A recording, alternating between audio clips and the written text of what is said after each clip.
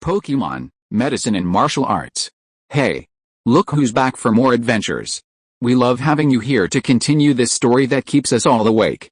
Important note, all of this is pure fiction, so don't try any techniques you hear here in real life. Your neighbor might call the cops. This amazing novel and all its rights belong to the original author. We're just the ones giving it voice and drama. Are you enjoying the show? Prove it by subscribing to our YouTube channel and leaving that like that motivates us so much. And if you want VIP access to exclusive content, our Patreon is waiting with things you won't find anywhere else. Chapter 601 Gyarados vs Scylla. Ironclaw Gyarados sensing the distance between their opponents closing in, both Pokemon roared in unison. We can't let them keep fighting.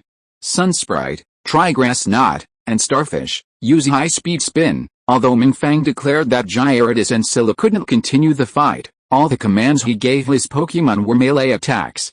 Clearly, he hoped that this form of close-range harassment would at least alleviate some of Gyarados' pressure. Sprigs of tender green grass poked through the hard earth, and just as Scylla was about to pass through them, they instantly transformed into vines of stone. They entangled Scylla's limbs, attempting to restrict its movement. Following closely behind was Starfish, which was now using high-speed spin. The sound of its relentless rotation in midair was like a spinning top, slicing down at the Scylla. Faced with a restraints beneath its feet and the Jewel Star spinning like a spinning backsplash, the lobster's offensive momentum finally paused, but only for a moment. Raising its radiant white crab fist, it struck the rapidly spinning Jewel Star with a fierce blow, without a moment's retreat. This was a head-on clash. Jewel Honk, the spinning Jewel Star and the lobster's crab fist collided, creating a series of crisp friction sounds, especially as the Jewel Star spun like an aggressive top. Just when everyone thought the two Pokemon would remain in a stalemate, the lobster made another move. With one crab fist, it blocked the Jewel Star's high-speed spin, while raising the other, it mercilessly smashed into the spinning Jewel Star. Bang! Crack! With a crisp sound, a red gem embedded in the gem Starfish's body shattered. The red gem fragments flew in all directions under the impact of the crab's fist. Ding dong, ding dong, ding dong, a series of rapid, yet remarkably rhythmic, flashing sounds, like Ultraman's energy indicator, echoed. As if all the strength in the gem Starfish had been drained, its body, previously locked in a powerful clash with the Iron Claw's crab fist, felt a surge of weakness and limp. Imagine the gem Starfish's complete weakness, its powerless state in such a state. Unsurprisingly, the Iron Claw's punch sent it flying. It landed heavily on the ground, completely unresponsive. Gem Starfish, Mingfeng exclaimed, and just like you had before, he rushed over to pick up the gem Starfish. You have to know that there are many different types of Pokemon in this world. Some of them are animal-like, while others are more like artifacts. The gem star is a special case. When the gemstone on its body shatters, it could be in danger of death if not treated promptly. In this situation, the gem star is in even greater danger than Pikachu's current state. Meanwhile, just as Mingfang went to check on the gem star due to its condition, the Sun Elf, who was using a grass knot to trap the crayfish, also let out a low cry. The grass knots that had been wrapped around the crayfish's 6 legs had been ripped free at some point, leaving even fragments of grass tangled around its legs. The crayfish then didn't even bother to look at the now incapacitated gem star. It completely ignored the Sun Elf's attempt to train its power again and charged towards the Gyarados with all its might, intending to engage in a life-or-death battle. Although Gyarados was charging, and the series of movements by Scylla seemed to last a long time, they actually took only a few breaths. While Scylla's advance was momentarily halted, it didn't affect Gyarados in the slightest. Instead, the sudden increase in the distance had given Gyarados a surge of momentum. Seeing Starfish, incapacitated by harassing Scylla to aid it, Gyarados' anger grew even stronger, a burning desire to rip the crayfish apart. After all, Starfish had been incapacitated by helping it, and considering its current state, the situation was even more ominous. However, Gyarados had no time to dwell on this, as the two Pokemon were closing in. Like armored vehicles and tanks, the two Pokemon clashed fiercely. Bang! The subtle sonic boom created by the collision between the two behemoths began to spread slightly to either side. Gyarados was indeed formidable, able to match the physical prowess of the near-king-level Pokemon, the Ironclaw, with its quasi-king-level physique. As if each Pokemon were somewhat unconvinced, they separated and collided again and again, with loud explosions echoing throughout the arena. The two Pokémon seemed dissatisfied with the outcome. After several collisions, they synchronized their melee attacks, unleashing their own abilities simultaneously. Once again, there was a muffled thud as Iron Tail and Crab Punch clashed. The repeated clashes between the two Pokémon, with Crab Punch and Iron Tail breaking off, demonstrated the power inherent in their abilities. Although both Pokémon were damaged, Yu and Mingfeng were both checking on their own Pokémon, seemingly oblivious to the current situation and giving no orders. However, the two Pokémon still able to fight, while Yu and Mingfeng hadn't issued any orders, were also busy. While Gyarados and Scylla were engaged in a fierce battle, the Sun Elf kept using telekinesis to continuously attack Scylla. Although the effect was minimal, it at least served to hinder the attack. Chapter 602 Gyarados' Thoughts. The battle continued. In the central battle area of the exchange venue, Gyarados wasn't the only one engaged in a fierce battle with Scylla. Several other areas were strategically divided. The overwhelming momentum of each Pokémon, the fierce clashes, the manic roars of each, all demonstrated the sheer intensity of the battles. In some areas, it was clear that while the international trainers weren't defeated, they were still dominating the S organization's Pokémon. In other areas, the situation wasn't so favorable. While the trainers from various countries who had qualified, and even those who advanced, possessed not only their own strength but also their Pokémon's incredible power, for some reason, when facing the S organization's Pokémon, they all started out evenly matched, then gradually lost ground. Of course, this was also the case for Yu and his team, where Gyarados and Scylla engaged in a protracted battle. Perhaps because the battles hadn't lasted too long, it wasn't clear who was winning, or where the advantage lay. After all, despite training, none of the people present had yet grasped the gravity of the situation. When it came to verbal battles, they all seemed to be hiding their weaknesses. It was just unclear whether, after exerting their full strength, they could truly thwart Organization S's plot. Meanwhile, the battle between Gyarados and Scylla continued, but compared to the initial frenzy, while still intense, the atmosphere had completely faded. Gyarados' pout was often accompanied by a heavy wheeze. After all, Gyarados wasn't some fighting machine, but a living being. Putting aside all the previous battles, it was surprising that it could hold its own against Scylla for so long. This was enough to demonstrate Gyarados' legendary strength. If it hadn't been so exhausted earlier, it might have held out even longer. But there were no ifs. After all, this was the way things were in this world. If you possessed absolute strength, then everything else would be a minor issue. Meanwhile, while the lobster was engaged in a relentless battle with Gyarados, it was constantly harassed by the starfish and the sun spirit. Yet, it handled the situation with ease, not only ignoring the sun spirit's attacks but also striking the starfish, rendering it incapacitated. Later, while enduring the sun spirit's harassment, it continued to engage Gyarados. Yet, even with this, the lobster's face showed no sign of fatigue. Instead, its expression remained unchanged, as if it hadn't changed from the beginning. If it weren't for the fact that it still resembled the lobster, yet was constantly unleashing a wide array of skills, it would have been mistaken for a tireless battle robot. The most important point is that from the moment it began its confrontation with Gyarados until now, the power of Gyarados' abilities hasn't diminished at all. In fact, the frequency of its abilities hasn't decreased, but has instead continued to increase. Gyarados, seeing that after such a long battle, its opponent showed no signs of fatigue, and it was the first to show signs of fatigue, Gyarados roared in frustration. However, this also knew that its opponent was a formidable opponent, and that it was about to collapse from exhaustion. Gyarados became even more resentful, the blazing fire of resentment burning in its eyes almost condensing into substance, consuming Gyarados to ash. Gyarados with another gentle jerk. It instantly broke free from the sun spirit's telekinetic restraints. Gyarados raised its crab fist without hesitation, intending to smash it hard against Gyarados' massive head. Normally, facing this attack from the crayfish, Gyarados wouldn't have cared at all, even retaliating with a headlock. But now, it couldn't. With its stamina steadily draining, Gyarados was struggling to even sustain another fight. If it weren't for the sheer force of its struggle, it would have likely met its end. Gyarados, another unwilling roar erupted from Gyarados' mouth. This time, the roar was accompanied by a stream of orange energy condensing within. If Yu had simply observed the battle, he would have understood the emotion Gyarados was expressing. A destructive ray of death? What was going on with Gyarados? It was clearly a desperate fight, a last-ditch effort, a last-ditch effort. Gyarados likely thought to himself, since he was about to lose his ability to fight, and the opponent was so powerful, he should at least make some contributions to his companions before he completely lost his ability to fight.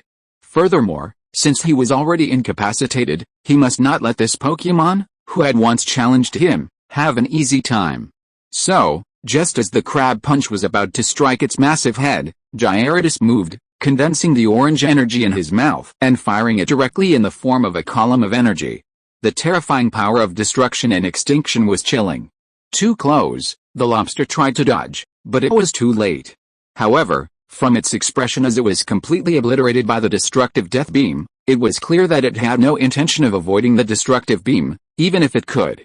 Just like that, it was completely hit by Gyarados' destruction ray. Although this destruction ray was much less powerful than Gyarados' in its prime, it was still not to be underestimated. Yet, even facing this destruction ray, Gyarados completely took it.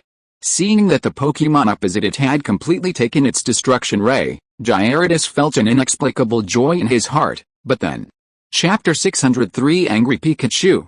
Seeing the opposing Pokémon completely absorb its destruction time, Gyarados felt an inexplicable surge of joy. But then. The next scene shattered Gyarados' good mood. However, having just used all its strength to unleash its destruction ray, with its stamina completely depleted, it was now a pipe dream to do anything else. As its eyes closed and its body slammed to the ground, unable to fight, Gyarados could vaguely see a figure, completely obliterated by the destruction ray, yet a single figure grew increasingly distinct within the beam. As Gyarados fell, completely incapacitated, Yu finally regained consciousness and realized that the battle was still ongoing. Just as Yu shifted his attention to the field, Pikachu, held in his arms, saw the perfect moment. It leaped back into the fray with a single thrust of its arms. The petite figure, which was considered a giant, looked ridiculous next to the giant lobster, especially with a serious expression on its small face. Pikachu, seeing Pikachu, taking advantage of his distraction, break free from his embrace and leap into the arena again, ready to fight, Yu felt inexplicably anxious. But now that Gyarados had lost its ability to fight, it was even more important to check on the situation. Yu could only shout that once, and then nothing more. But that shout felt more like affirmation and encouragement to Pikachu. Upon returning to the battlefield, Pikachu showed no sign of discomfort and immediately threw himself into the battle. Without hesitation, the 100,000 volts were unleashed once again. But who knew if the lobster was resistant to the 100,000 volts this time? When the 100,000 volts hit him, he showed no reaction at all, as if he had been gently caressed. However, thanks to the 100,000 volts, Pikachu immediately caught the attention of the lobster once again. Yu, after verifying that Gyarados had simply lost its ability to fight due to exhaustion, felt relieved. With a sigh of relief, he hurried to Mingfang's side, hoping to be of any assistance. After all, as he rushed over, he had briefly glanced at the situation on the battlefield. The situation was truly bleak. Without Mingfang's help, even if he sent his trump card, Suicune, into the fray, it would likely be nothing more than a serving of food. From every angle, Yu found the lobster incredibly strange. Pikachu's 100,000 volts had clearly had some effect on it before. It was even more pronounced when compared to other abilities.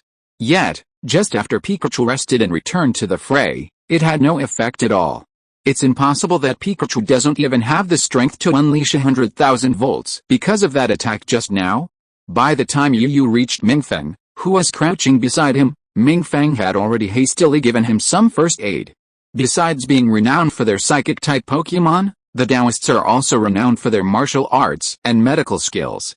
Although the starfish was unique, Taoist healing methods were still very effective against it. Mingfang, how's starfish? I just gave it some treatment, and it's stable now. But if it continues, starfish's life will likely be in danger again. Mingfang's expression was solemn. Yu fell silent, at a loss for words. For some reason, Yu felt like he was holding Mingfang back. Mingfang, subconsciously, Yu called out to Mingfang. What's wrong? Mingfang, puzzled by Yu's sudden call, looked at Yu, who hadn't responded since. Son, but before Yu could say anything, he heard the Sun Elf scream. Then, the Sun Elf's thin body flew backwards. If Yu hadn't been quick to catch it, it would have been seriously injured, at least incapacitated. While it had also been incapacitated after falling into Yu's arms, it was at least not as serious. Sun Elf, what's wrong with you? Mingfeng saw this and quickly retrieved the incapacitated but stable starfish into its Pokeball before running over to check on it. After confirming that the Sun Elf was alright, Yu handed it over to Mingfeng. He then hurried back to the battlefield, commanding Pikachu. As soon as Yu returned to the field, he saw this scene. Pikachu's entire body was pulsing with electricity, especially the two electric sacs on either side of its cheeks. Don't be fooled by their small, pinkish appearance, which usually accentuates Pikachu's cuteness. However, these sacs are where Pikachu stores its internal electrical energy, and therefore where the arcs are most violent. Pika Pika, the cries echoed continuously, and Pikachu's usually bright eyes were now filled with fury. It turned out that upon entering the arena, Pikachu had seen the lobster charging at it. Not to be outdone, it immediately launched a massive 100,000-volt bolt of lightning from the sky, but the effect was completely unexpected. Just as it was about to react, the lobster reappeared before it. Seeing the massive creature that completely obscured its vision, Pikachu's pupils shrank to the size of pinpoints. He instinctively closed his eyes, expecting to be hammered back like before. But this time, after waiting for a long time, it didn't feel any pain. When it opened its eyes again, all it saw was a pink figure flashing before its eyes, followed by screams that kept echoing in its ears. Chapter 604 Mingfeng Gets Angry. Pikachu's cry was so abrupt at that moment. Normally, it sounded soft and adorable, but now it was filled with a sharp edge. However, this lobster was truly unusual. Facing Pikachu's full-strength attack, it showed considerable respect, unlike before, completely unresponsive. This time, it showed some reaction, its body momentarily pausing under the 100,000-volt bombardment. Pikachu, Yu had witnessed this scene, and the authorities were inevitably anxious, wanting to rush forward and carry Pikachu back, forcing him out of the fight. After all, given the current situation, Pikachu's continued presence was useless. Putting aside his current state, the level advantage alone, combined with the lobster's unusual physique, was more than Pikachu could handle. As for why they had to forcibly carry Pikachu down? Wasn't it simply because Yu had tossed Pikachu's Pokeball into who knows where? Wulian Xianzhen, Yu, calm down, Yu paused in his movement, looking at Mingfeng, who had called out to him, in surprise. Let me do it. I'm furious right now and need to vent. Otherwise, I'll be losing my mind. After confirming that his Sun Elf was fine, having simply lost its ability to fight, Mingfeng silently returned it to its Pokeball. He returned to the battlefield once more, his steps light and gentle, seemingly slow, yet in reality swift. He glanced around, only to find that the battle now seemed much quieter than it had been at the beginning. An inexplicable surge of anger and desolation welled up in Mingfeng's heart. Although Mingfeng's handsome face still wore a gentle, warm smile, that smile now gave off a chilling feeling. He gently touched a ring on his finger, and a Tai-Chi yin-yang whisk appeared in his hand. Donor, your Pokemon is too violent. It seems I need to calm it down, once again. Mingfeng appeared to be discussing with Yu, but his words were filled with undeniable certainty. Yu knew Mingfeng was feeling uneasy, so he didn't intervene. After leading Pikachu out of the battlefield, he silently watched the ensuing battle, his mind still wary. His left hand never left the Pokeball hanging from his waist. Don't try to scare anyone. What's the big deal if you're angry? Don't think you're so insignificant just because you have a whisk. Taoist, immortal, what a joke. The trainer of the Iron Claw Lobster was also furious, but he had no way to vent his anger. Mingfeng's words gave him a chance to vent. There was no way. It was too frustrating, wasn't it? Besides beating up the trainers from these nations and teaching them a lesson, their mission also involved snatching their opponent's Pokemon, a task whose success hinged on the promotion. But even though they nearly eliminated all of their opponent's Pokemon, they'd at least have to send their Pokemon flying back towards them. Yet, every attack ended up blasting the Pokemon they were trying to snatch back towards their owner. Even more infuriating, based on their understanding of other trainers, when the Pokemon lost their combat effectiveness, the first thing they did wasn't to recapture them into their Pokeballs. Instead, they sent out their next Pokemon to continue the fight, trying to save face. This organization trainer watched helplessly as their opportunity was lost. How could he not be furious? How dare you disrespect our Taoist ancestors? I think you're asking for a fight. Mingfeng's face lit up with anger. And as Yu stared in astonishment, he thrust his hand into his wide sleeves. From it, a now very special Pokeball was pulled out. As for why this Pokeball was so special? It was simply because it wasn't a Pokeball at all. It was clearly a Tai Chi yin-yang diagram. Those with poor eyesight might mistake it for a yin-yang ball. Black and white fish intertwined within the Pokeball, and as it was flung out, it swirled with yin-yang. Looking closely, one could even sense a vastness hidden within. Yin-yang and the five elements mutually reinforcing and counteracting each other. Bang! The yin-yang Pokeball spun endlessly, then suddenly stopped at a certain point. Black and white light suddenly exploded, yet they enveloped each other. A Metagross appeared directly in the field. The terrifying aura surrounding its floating bull's body made Yu's pupils constrict. But the next moment, what unfolded truly struck Yu as an utterly unreal scene. Metalliquin, let's show that ruthless fellow over there what we're made of. Mega Evolution, use all your might to transform him. Mingfeng, upon seeing Metagross released from the Pokeball, didn't give anyone else a chance to react. One hand tightly gripped the Tai Chi whisk, while the other slowly reached along the handle toward the bump on the end. He spun the whisk, which had been held upright, and quickly pressed his fingers against the bump. Then, a series of iridescent leather chains rose from Mingfeng's body, merging with Metagross, which was also in the same state. If Yu could recover from his shock and look closely, he would have discovered that the bump at the end of the whisk, or the faintly visible rainbow beads on Metagross's forehead, were all Metagross's complete set of Mega Evolution stones and Mega Evolution keys. As the iridescent light faded, a brand new Pokémon appeared before everyone's eyes. The soaring might even stopped the lobster, which had been advancing, and looked at the now renovated Metagross. However, its face remained expressionless. Although it clearly felt solemn, it remained calm. Chapter 605 Biochemical Iron Claw Lobster. On the battlefield, the atmosphere was filled with a tense atmosphere. Mega Metagross, the mega-evolved form of Metagross, appeared before everyone. Mega Metagross resembled a combination of a Metagross, a Metallo, and two iron dumbbells. That was its initial impression. Its forelegs had transformed into four sturdy arms, extending forward, while four smaller arms extended from its back, the upper pair slightly larger than the lower. The metallic cross on its face had turned golden, and a spike sprouted from its jaw. This further accentuated Mega Metagross's unparalleled and imposing aura. Iron claws. Under the overwhelming pressure, the iron claws, seemingly unable to withstand it, uttered a rare cry before charging once again. You've really pissed me off. Mega Metagross, let's show you our strength. Use Comet Punch, Mingfeng said with a gloomy expression. A fist suddenly blasted out from the giant's metal arm, like a comet, piercing through every inch of space at breakneck speed, bringing with it a series of ear-shattering blasts of sound. If any martial arts masters specializing in boxing techniques had witnessed this, their jaws would have dropped, their faces filled with envy. For that moment was a testament to the power of boxing at its peak, capable of breaking the sound barrier. It was unclear whether the lobster was truly brave, or if it had simply failed to sense the power of the Comet Fist. It unleashed its crab fist once again, its massive claws charging directly at the Comet Fist.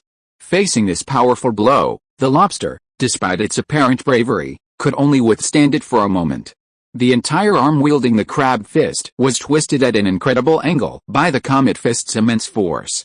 Iron Claw. Despite facing such a situation, even though its arm was completely twisted, the lobster seemed completely oblivious. After a mere inexplicable cry, it raised its other arm and shot a beam of foam towards Mega Metagross. Seeing this, both Yu and Mingfeng couldn't help but frown. This lobster had been behaving strangely from the beginning. It was as if it had completely lost its sense of pain. Even when the powerful Comet Punch struck it and twisted its arm, it didn't even show any sign of pain. To Mega Metagross and Mingfeng, the foam beam was actually a provocation. Rather than saying the lobster lacked pain, it seemed more like it had completely lost its emotions, as if its soul had gone to meet Arceus, leaving behind only an empty shell. On the other hand, the S-organization trainer remained impassive, expressionless, as if the injured lobster had nothing to do with him. Megalodon, use your Comet Punch again. Without any other fancy moves, it was just another ordinary Comet Punch. The moment the Comet Punch and the bubble beam collided, The bubbles exploded like firecrackers, and the fist marks formed by the comet punch continued to bombard the lobster with undiminished momentum. As the comet fist marks drew closer, the bubble beams he had fired retreated steadily. The lobster was decisive, closing its claws and unleashing its crab punch once again, intending to confront the opponent head-on. Perhaps because the bubble beam had cushioned the blow, the comet punch's impact wasn't as strong this time. Even so, it wasn't much better. Although the lobster's face remained expressionless, its slightly trembling arms revealed its distress. Thus, the lobster's claws, its prize crab-like all-around skill, were effectively useless, their claws unable to be used. "Do you think you can stop us like this, lobster? Come on, come on." Upon witnessing the scene, the organization's trainer looked visibly unconvinced. The lobster in his hands was no ordinary lobster, but a bio-modified Pokémon specially engineered by their own research institute. As the name suggests, this type of Pokémon has been bio-modified. Bio-modified Pokémon feel no pain in battle, nor do they show the slightest emotion. They are truly like fighting machines, completely obedient to their trainer's orders. Even the trainer's orders, no matter what, will be carried out, as long as they remain viable. Just like the lobster before him, even though his arms had lost their ability to fight, his body and his will remained intact. Upon receiving the command from his trainer, the lobster dragged its claws and sprinted towards Mega Metagross, completely disregarding its already severely injured body. Its seemingly staggering steps were filled with determination. What's wrong with this lobster? Can't it feel pain at all? Ming Fang's brow furrowed involuntarily. Although the lobster had previously incapacitated both of his Pokémon, especially Starfish, who had even endangered her life, there was a saying that everyone serves their master. These Pokémon were innocent, simply following their trainer's orders. Therefore, if someone wanted to settle a score, it would definitely be the trainer. And despite Ming Fang's previously ferocious appearance, he truly loved Pokémon, just like you. Otherwise, Superfun wouldn't have only used 2 comet punches so far. You have to understand that while these biochemically researched Pokémon are stronger than ordinary Pokémon of the same level, that's ultimately limited. They rely solely on their biochemically modified nature, which makes them impervious to pain and devoid of emotions. Chapter 606 Combination. Mingfeng, don't hesitate. Defeat the lobster once and for all. Only this will bring it the best relief. Yi Yu seemed to have guessed something. After several changes in his expression, he sighed softly and spoke. Mingfeng opened and closed his mouth silently, as if about to say something, but in the end, nothing came out. It seems there's no other way.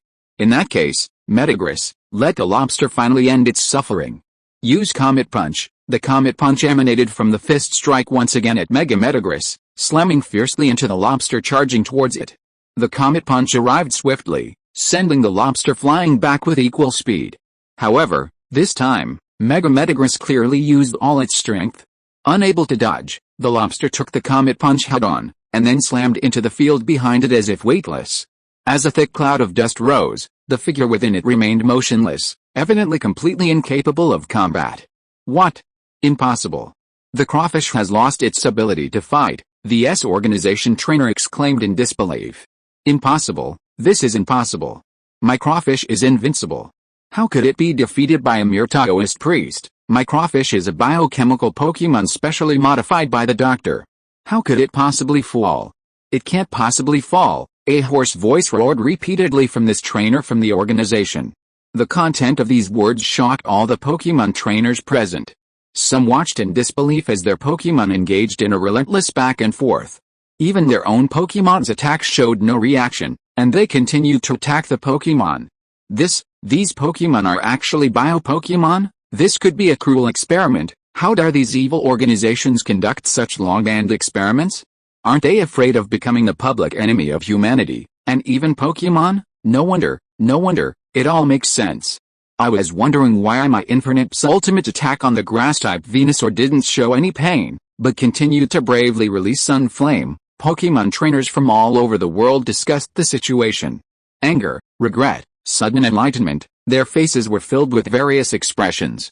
However, unlike them, the expressions on the faces and bodies of the other combat teams of Organization S were not so pleasant.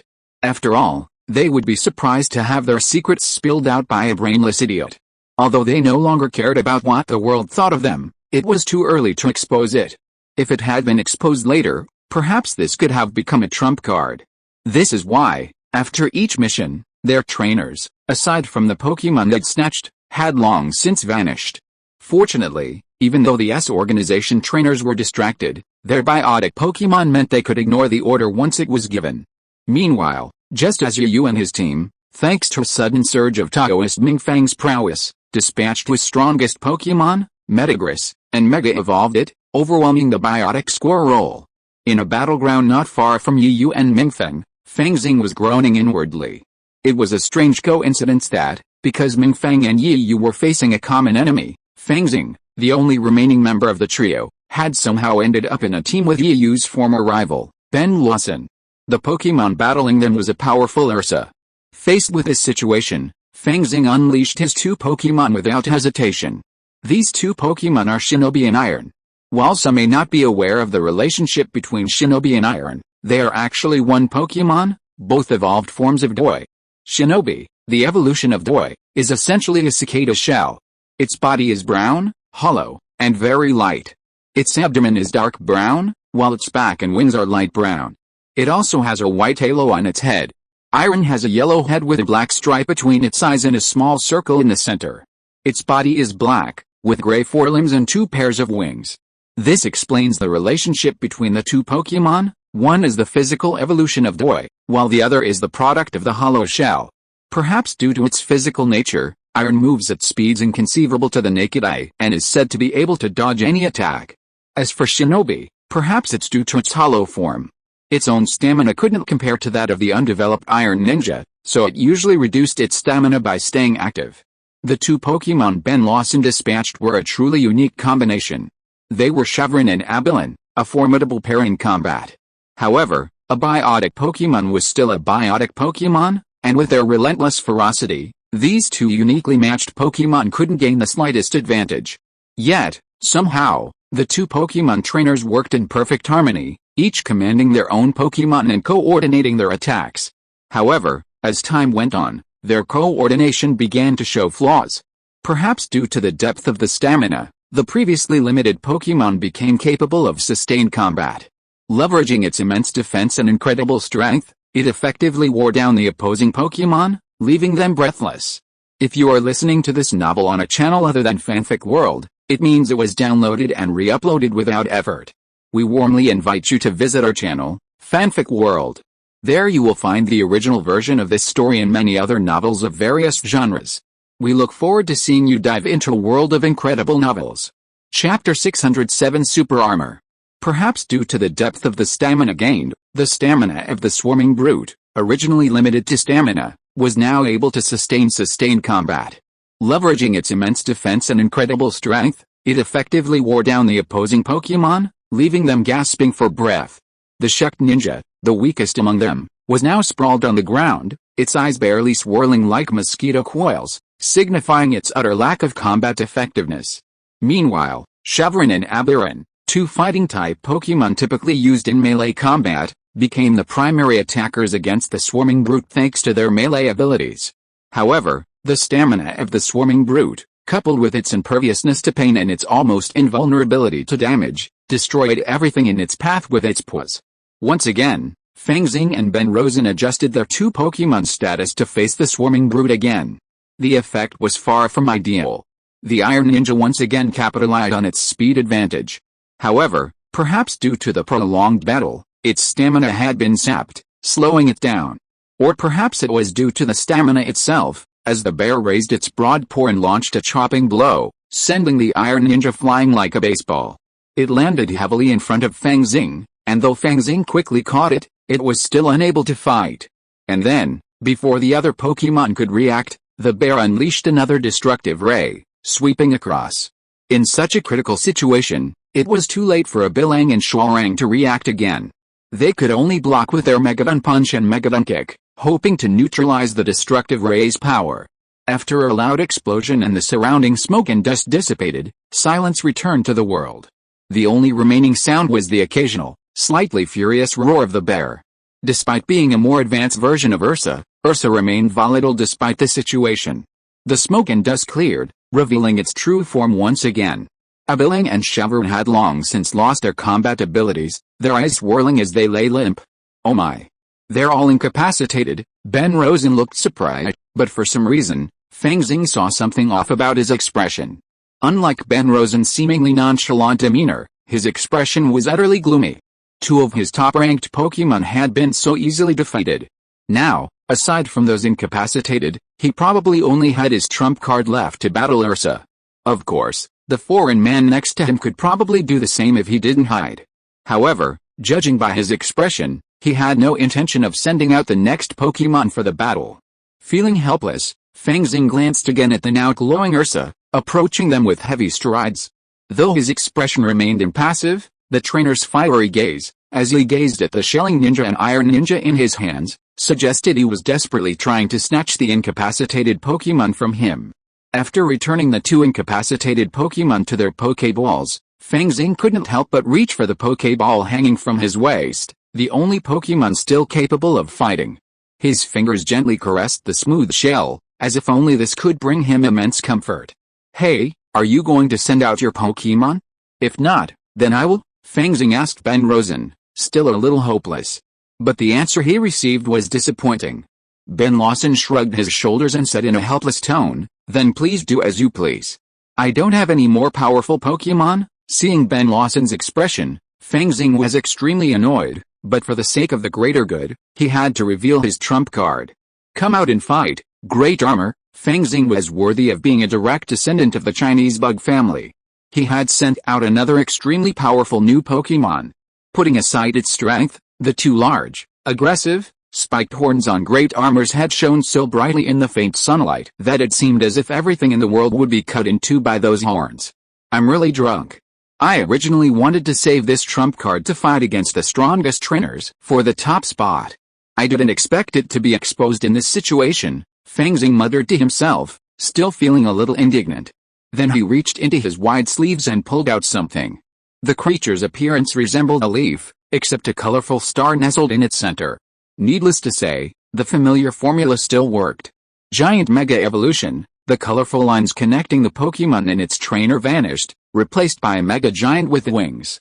The spikes on its horns grew longer and sharper, its eyes gained new lines, and its eyeballs changed from white to yellow. Sure enough, there's something hidden.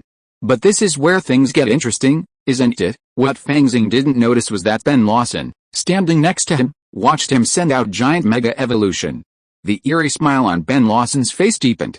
His eyes, unconcealed, stared directly at the members of the S organization's combat team, a hint of anticipation in them.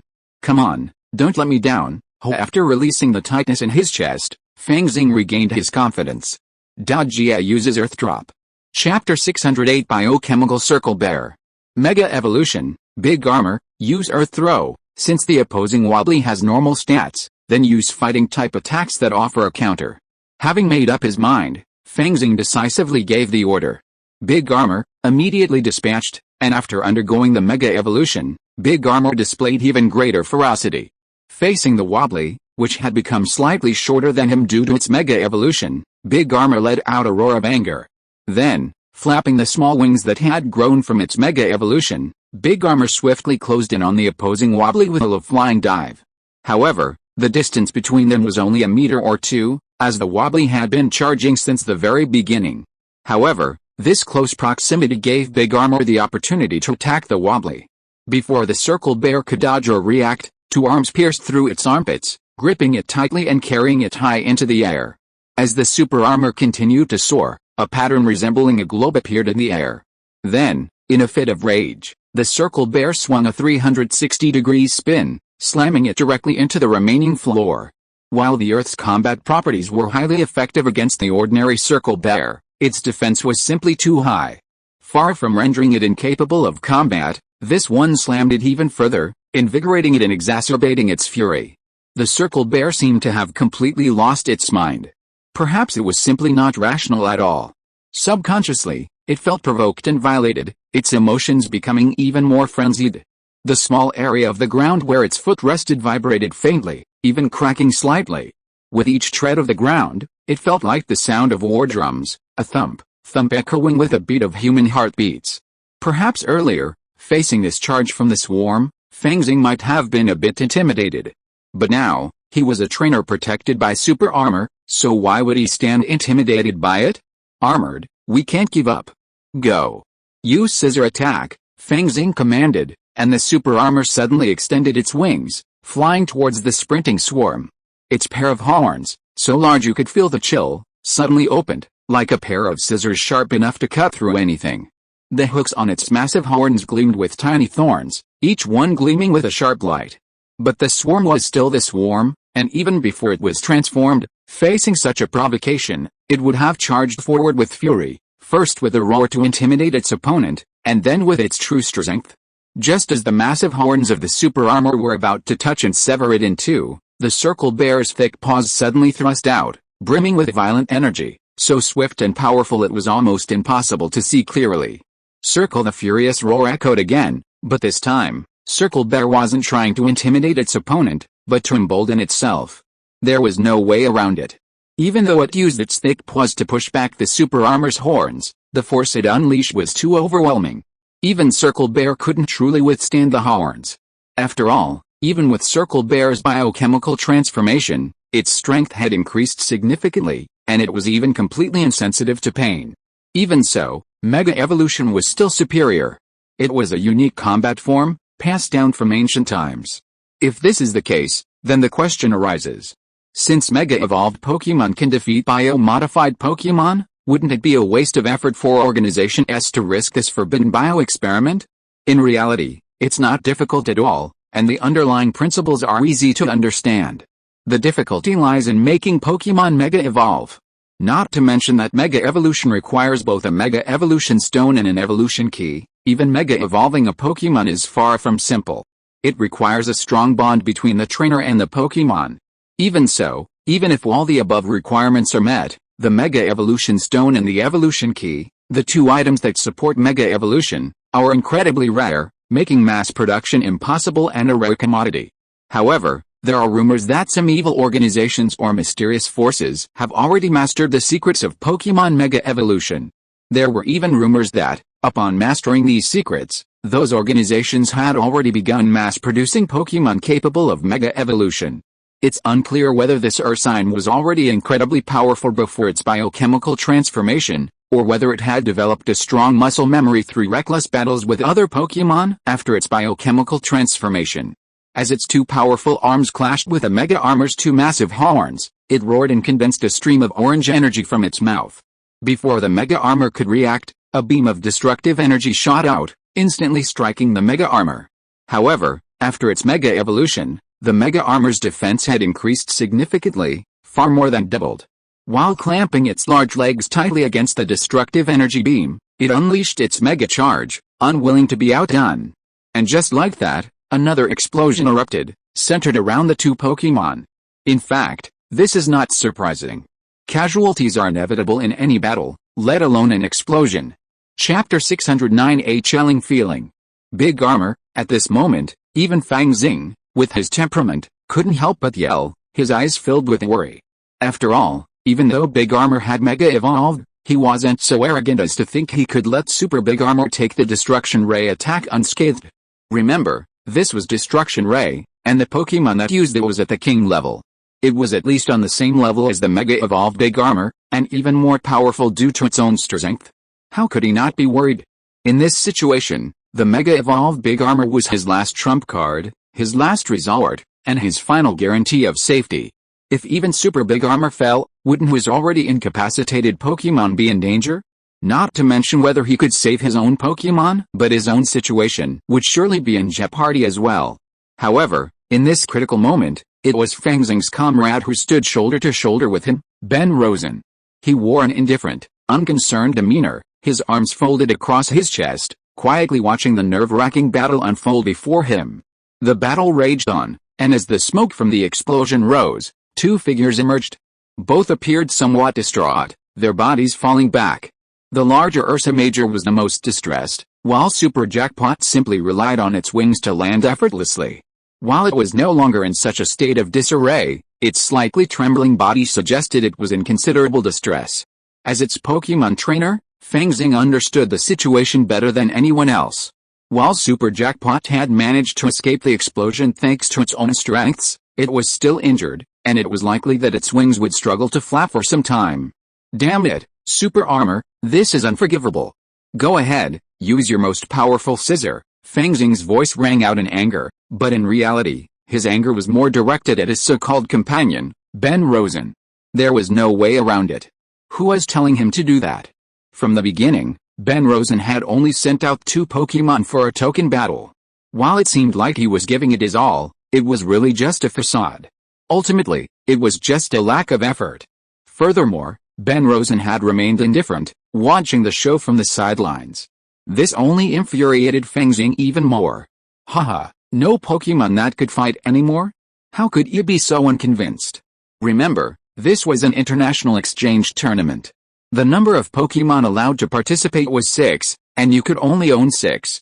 Don't think he didn't watch the guy next to him compete. He was considered a top player from Country M, and his opponent was Yu, someone he could get along with. He had been paying close attention to the Pokémon battle just now. Excluding the 2 Pokémon lost in the initial battle with Yu, there was still half a Pokémon left. Furthermore, his previous matches against amateurs had all been won with unsurprisingly crushing victories. So, after the recent loss of Abilene and Chevron, Ben Lawson should have at least 1 Pokémon in peak health remaining, his trump card. He also had half a Dragon King Scorpion, which had already experienced a battle. However, with the undefeated Ursaji still to deal with, Feng Xing didn't have time to dwell on it. He simply wanted to resolve the current battle quickly and settle the score with Ben Lawson once everything was over. At this point, the advantage of the Bio-Urus was fully apparent, as it was a deepening Pokémon. Even with no fatalities, no matter how serious the injury, as long as it was still breathing, it would continue to fight without feeling any pain. Facing the super armor once again, the Circle Bear likely subconsciously knew it couldn't fight head-on. Therefore, it didn't rush forward as thoughtlessly as before. Instead, it unleashed another destruction ray. However, this time, the super armor, having learned from its previous experience, was prepared. Although its wings were no longer usable, its movement was agile, and the destruction ray brushed past its body. It could even smell a faint burnt odor, but it didn't matter anymore, as the super armor finally reached the Circle Bear once again. The twin armor plates on its head, emitting a slightly chilling chill, clamped down mercilessly on the Circle Bear. Although it felt no pain, its already crippled body couldn't keep up with the excessive loss of strength. In a split second, a flash of cold light flashed. Twirl fell without a sound or resistance. Everything seemed so natural and smooth. Damn it.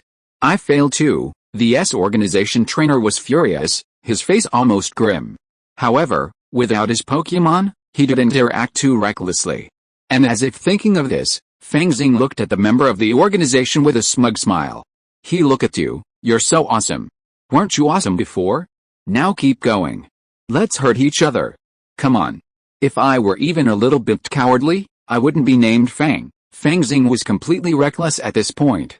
After all, the situation was already like this, how could it get any worse? This member of the organization, with his inner pride, wanted to say something in rebuttal, but then something else came to mind and he opened his mouth, but no sound came out. However, the expression on his face gradually shifted from anger to calm. There was an inexplicable meaning in the look she gave Feng Xing, but the curve of her lips gave Feng Xing an inexplicable bad feeling, a feeling that made her hair stand on end. Chapter 610, Action. What's that expression on your face? What does it mean? Feng Xing felt a growing sense of unease. Eventually, he suppressed the fury that had once radiated from his face. He was upset, truly upset. He was clearly the victor, yet why was the other party being treated like the ultimate victor? However, despite Feng Xing's repeated questions, the S organization trainer acted as if he hadn't heard anything, merely smiling and remaining silent. This attitude only infuriated Feng Xing further, and he felt like charging up and beating him up.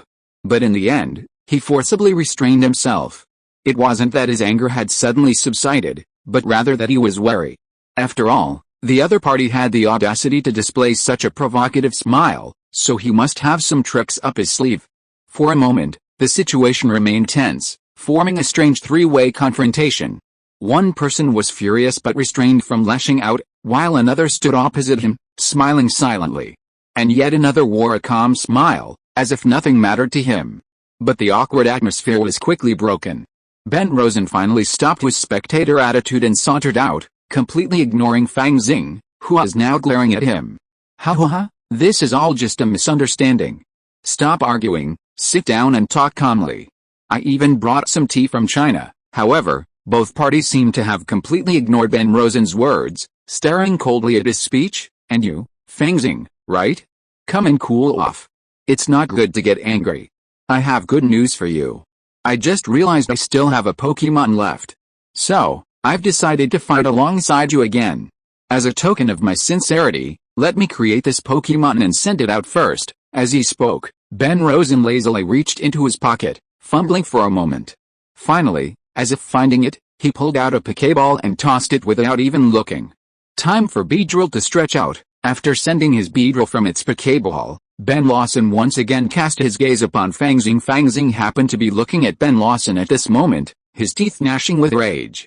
He even gnawed a tooth until it crunched. What a thief, as expected. Such a cunning thief, he'd let me consume him while he took advantage of me, stealing the fruits of my victory. So, Fang Xing, are you surprised? Surprised? Happy? For some unknown reason, Ben Lawson added fuel to the fire, especially with his nonchalant expression. Fang Xing was almost at the breaking point, but since his aunt still had enemies around, it was hard to break the relationship between them, so he could only completely ignore Ben Lawson for the time being. Judging by the way his palms were tightening, nearly turning white, it was clear that Fang Xing's entire mood and mentality would explode in just a moment. Perhaps this distracted their attention. Neither Fang Xing nor Ben Rosen noticed the S organization trainer's previously expressionless face now growing a smile. However, the moment anyone looked at him, the smile quickly faded. While Fang Xing's attention was completely absorbed by Ben Rosen, the S organization member, unnoticed, quietly activated a wrist communicator and transmitted a pre-programmed command. With this message, the senior S organization officials present at the exchange meeting, and later, Chi-Chi, received a message as well. As he fiddled with the communicator, the S organization member furtively glanced at the two people across from him. His furtive demeanor gave the impression of plotting something sinister. While this brief truce had settled, the battles on other teams' battlefields were almost drawing to a close. While some of the trainers from various countries were merely filler, there were still many true contenders. Facing the battle teams dispatched by Organization S and their bio-based Pokémon, some groups managed to fend off this evil organization intent on snatching Pokémon. However, the battle teams were worthy of their support, and many trainers from various countries were still no match. After all, only a few could truly defeat them. This led to their defeat, and the obvious consequence of this defeat was the loss of their Pokémon. While trainers from other countries provided support after the battle, Organization S's battle teams were truly well trained. Their coordination was unparalleled, and when one side faced difficulty, the other would quickly join in. This led to a somewhat stalemate between the two sides, much like the situation with Fang Xing and his team. Overall, however, the international trainers were at a disadvantage, suffering the greatest losses. After all, for the desperados of the evil Organization S, Pokémon are ultimately just tools in their hands. When a tool breaks, they can simply replace it and continue using it. And thanks to biotechnology, they can even mass-produce it. On the other hand, the heartbreak of trainers from various countries when their Pokémon are taken away is untold.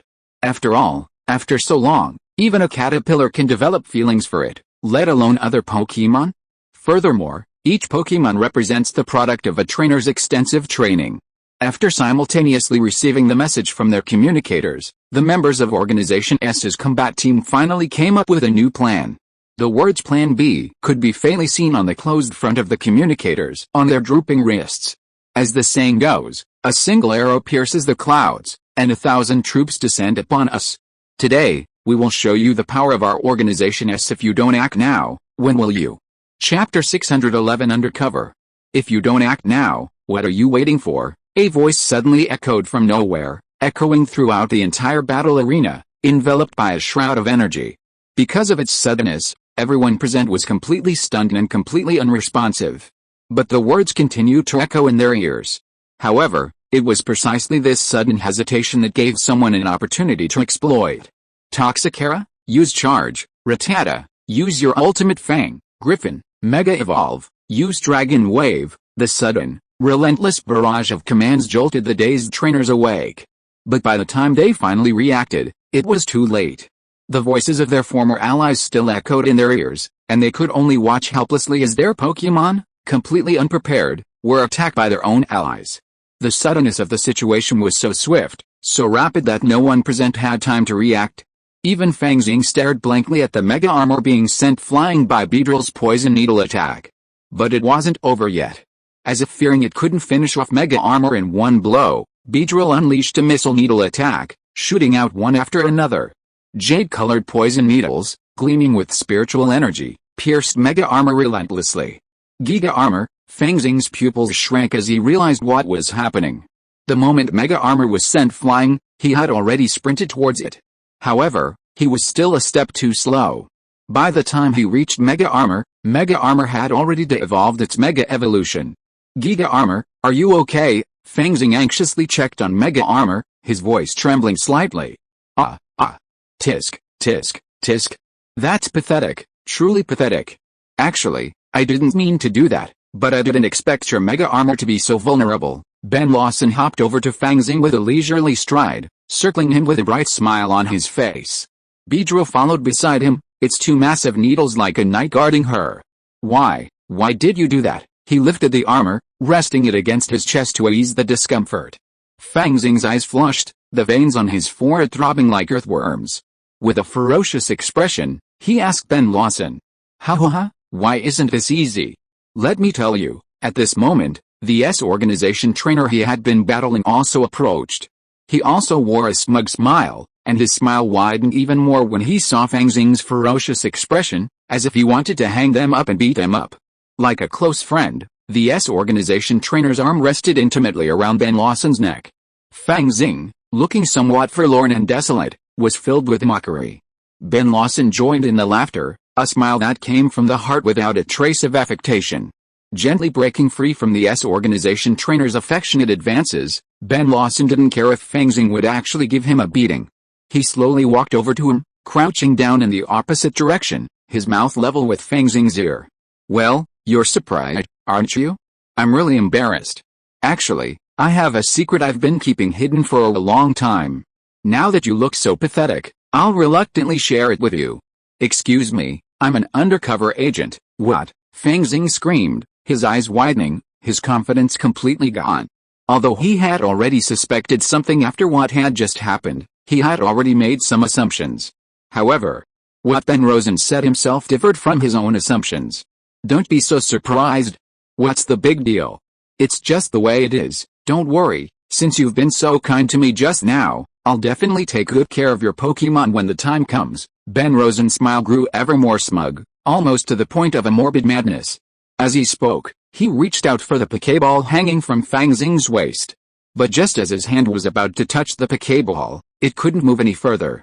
Fang Xing clutched the claws that had quietly reached for his waist, his eyes brimming with rage that threatened to overflow. You still have some strength, but don't struggle. Your Pokémon have lost their combat capabilities. Even with your rudimentary Kung Fu skills, how can you protect yourself now? Ben Rosen, after an initial moment of surprise, smiled once more. With a simple shake, he broke free from Fang Xing's grasp, confirming that it was his wrist. Perhaps surprised that Ben Rosen had managed to break free, or perhaps because of what he had just said, Fang Xing remained motionless for a moment. He glanced disdainfully at the still dazed Fang Xing. Ben Rosen reached for the Pokéball again. Peek-a-bang! Just as his hand was about to touch the Pokéball, a cry followed by a slight electric shock rang out. Ben Rosen felt his hand go numb, and immediately became alert. The tough guy tucked his hand behind his back, quickly putting a safe distance between him and Fang Xing. Who is it? What little bastard dared to attack me? Ben Rosen was furious. Just when he was about to succeed, a sudden surprise appeared. Furious, he rushed into his English exam. I'm sorry, I don't understand what you're barking about. It's just that this is quite unexpected and surprising. I didn't expect Organization S to be so clever this time and have a second plan. And you're the traitor among us. Yi Yu's voice was calm, but anyone could hear the anger in his tone. On his shoulder stood Pikachu, looking a little weak after using a 100,000 volt attack. Chapter 612 Beedrill Mega Evolution. Yi Yu, I didn't expect it to be you. Ben Rosen, finally calming down a bit, spoke in uncharacteristically unfluent Chinese. You're the one I least expected. You traitor. You're dead, dead. Yu gestured with his hand, his provocation clear. What are you talking about? Ben Rosen's Chinese wasn't very good, and he was still a little confused. However, he did recognize Yu's provocation. Yu, you're so arrogant. Don't think you're so impressive just because you defeated a biotic Pokemon. Don't think I didn't see it just now. That biotic Pokemon wasn't the one next to you. Ben Rosen pointed at Mingfeng, who was standing beside Yu, his eyes filled with fear. Although his Beedrill had just successfully incapacitated the Mega-Evolved armor, it was largely due to surprise. Furthermore, the previous battle between Mega Armor and Biotic Grunt had already drained him of his energy. Otherwise, Beedrill might have been able to neutralize Mega Armor, but it would have taken considerable effort. So what? I advise you to just stop plotting these evil ideas. Haha, are you trying to lecture me? I don't think you're qualified to say that now. Do you still have any battle-ready Pokemon? Ben Rosen curled his lips in disdain, a look of complete confidence. Huh? You don't think I'm out of battle-ready Pokemon, do you? You're truly naive. Yu smiled, a smile of triumph, a delighted one. A light blue Pokeball had been grasped in his hand. Under Ben Rosen's incredulous gaze, he enlarged it and tossed it out. Suicune, it's time for you to stretch your legs. What do you mean, Suicune?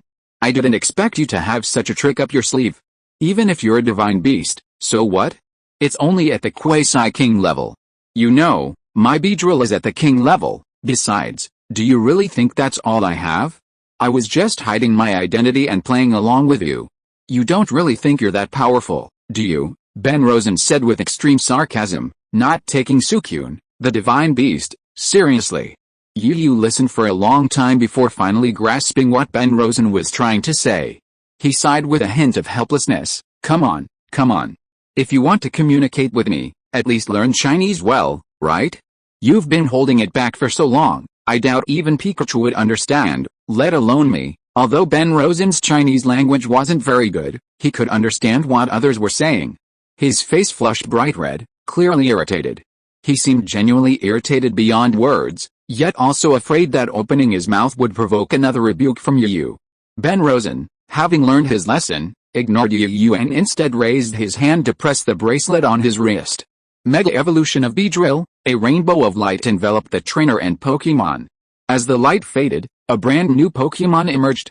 Mega Beedrill's body was no longer directly connected, with black connecting sections growing between them. The antennae on its head shortened and extended a long way behind its head, its mouth became more pointed, and its eyes became longer. Its tail became tapered, with two conical grooves at the front. The tail pointed forward, and the poison stinger at the end became longer. The stingers on both hands grew into lance-like guards, and its legs became double-stinged with black and yellow stripes. From any angle, Super Jinfeng now resembled a majestic knight, especially the giant needles on his limbs. The sunlight shone on them, even causing a slight reflection. Yu was still a little stunned by the sudden appearance of Ben Rosen and Beedrill. However, he had traveled the Kalos region for a long time and had encountered many Pokemon capable of Mega Evolution. The Beedrill before him was at most a surprise. Haha, yet, I admit you're strong in a one-on-one fight, which is surprising enough. I didn't expect someone like you to have a Pokemon capable of Mega Evolution. Perhaps I'm really no match for you. But you're mistaken, this isn't a competition. Since you're stronger than me, why don't you fight 2 against 1? Yu and Mingfeng, who was following beside him, exchanged a tacit glance, each smiling in agreement.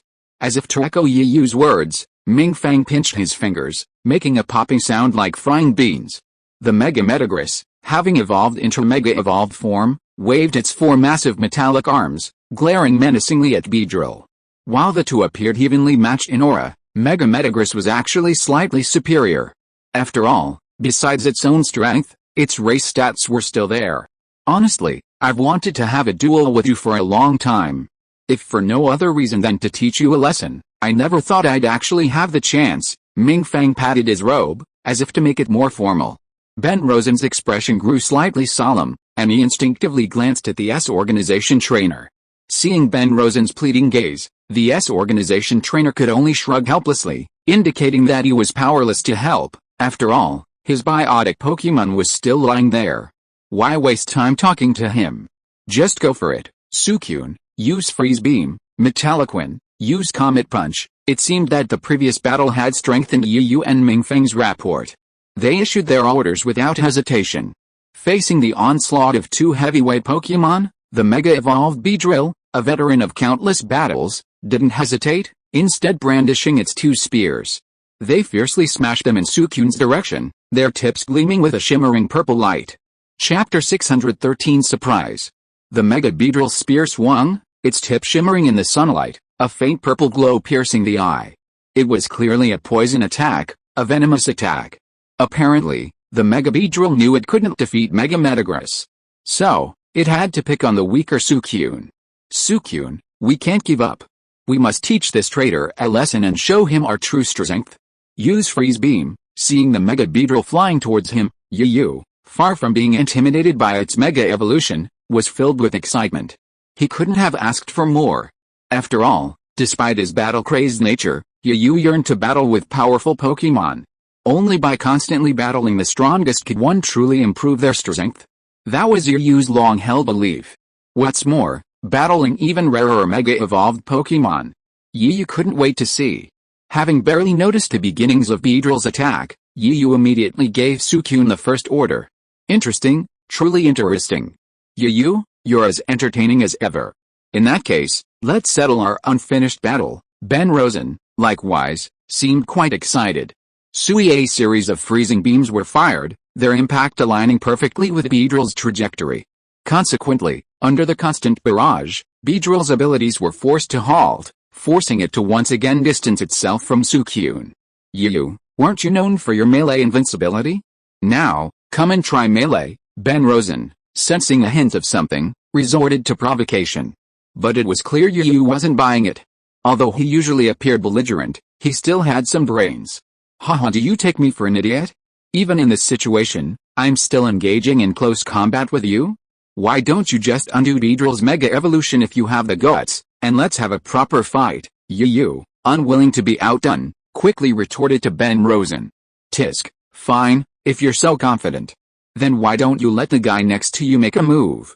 Let's have a proper fight. Ben Rosen was clearly still more concerned about the Mega Metagross that was constantly accompanying Suicune. Alright, it won't make a move.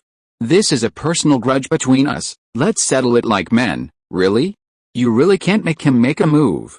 Are you sure of that? I really won't make him make a move. And I can assure you with absolute certainty that if he makes a move, I'll lose. Yu was furious. Was he the kind of person who would refuse to pay his debt if he lost? Please, I've always been above board and upright, okay? When did I need help battling Pokémon? If my master knew, he'd probably laugh his ass off. Okay, very good. In that case, Beedrill, we should treat the guy across the way well. Use Missile Needle, then Cross Scissors. Suicune, use Freeze Beam to defend. Unexpectedly, Yu changed his previous fighting style and went straight to the defense. Suicune quickly unleashed Freeze Beam, but this time the target wasn't Mega Beedrill. Instead, he erected a massive ice wall between the two Pokémon. However, the seemingly thick ice wall, when faced with Mega Beedrill's Missile Needle attack, immediately developed fist-sized holes in it, and ice fragments flew everywhere. In a matter of moments, the once smooth ice wall became riddled with holes and craters. It seemed as if the slightest breeze would bring it crashing down. But this time, no wind was needed, for the Mega Beedrill's attack followed closely behind. Facing the already shattered ice wall, the Mega Beedrill didn't even try to evade or detour, but charged head first. Bang! A crisp sound echoed from within, and a large Beedrill-shaped hole appeared in the ice wall. However, the instant it shattered the ice wall, ice shards flew everywhere, forcing the Mega Beedrill to close its eyes. When it opened them again, the scene had completely changed. A dark shadow completely obscured its vision.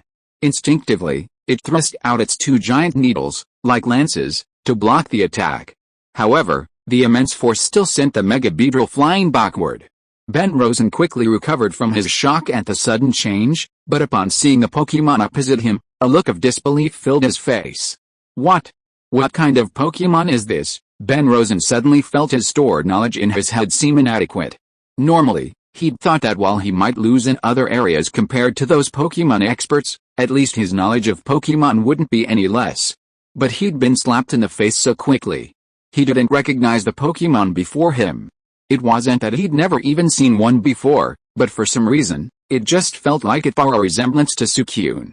Even Fang Xing, who had been watching silently from the sidelines, ready to launch Mega Metagross at the first sign of trouble, regardless of Yu's approval, was stunned.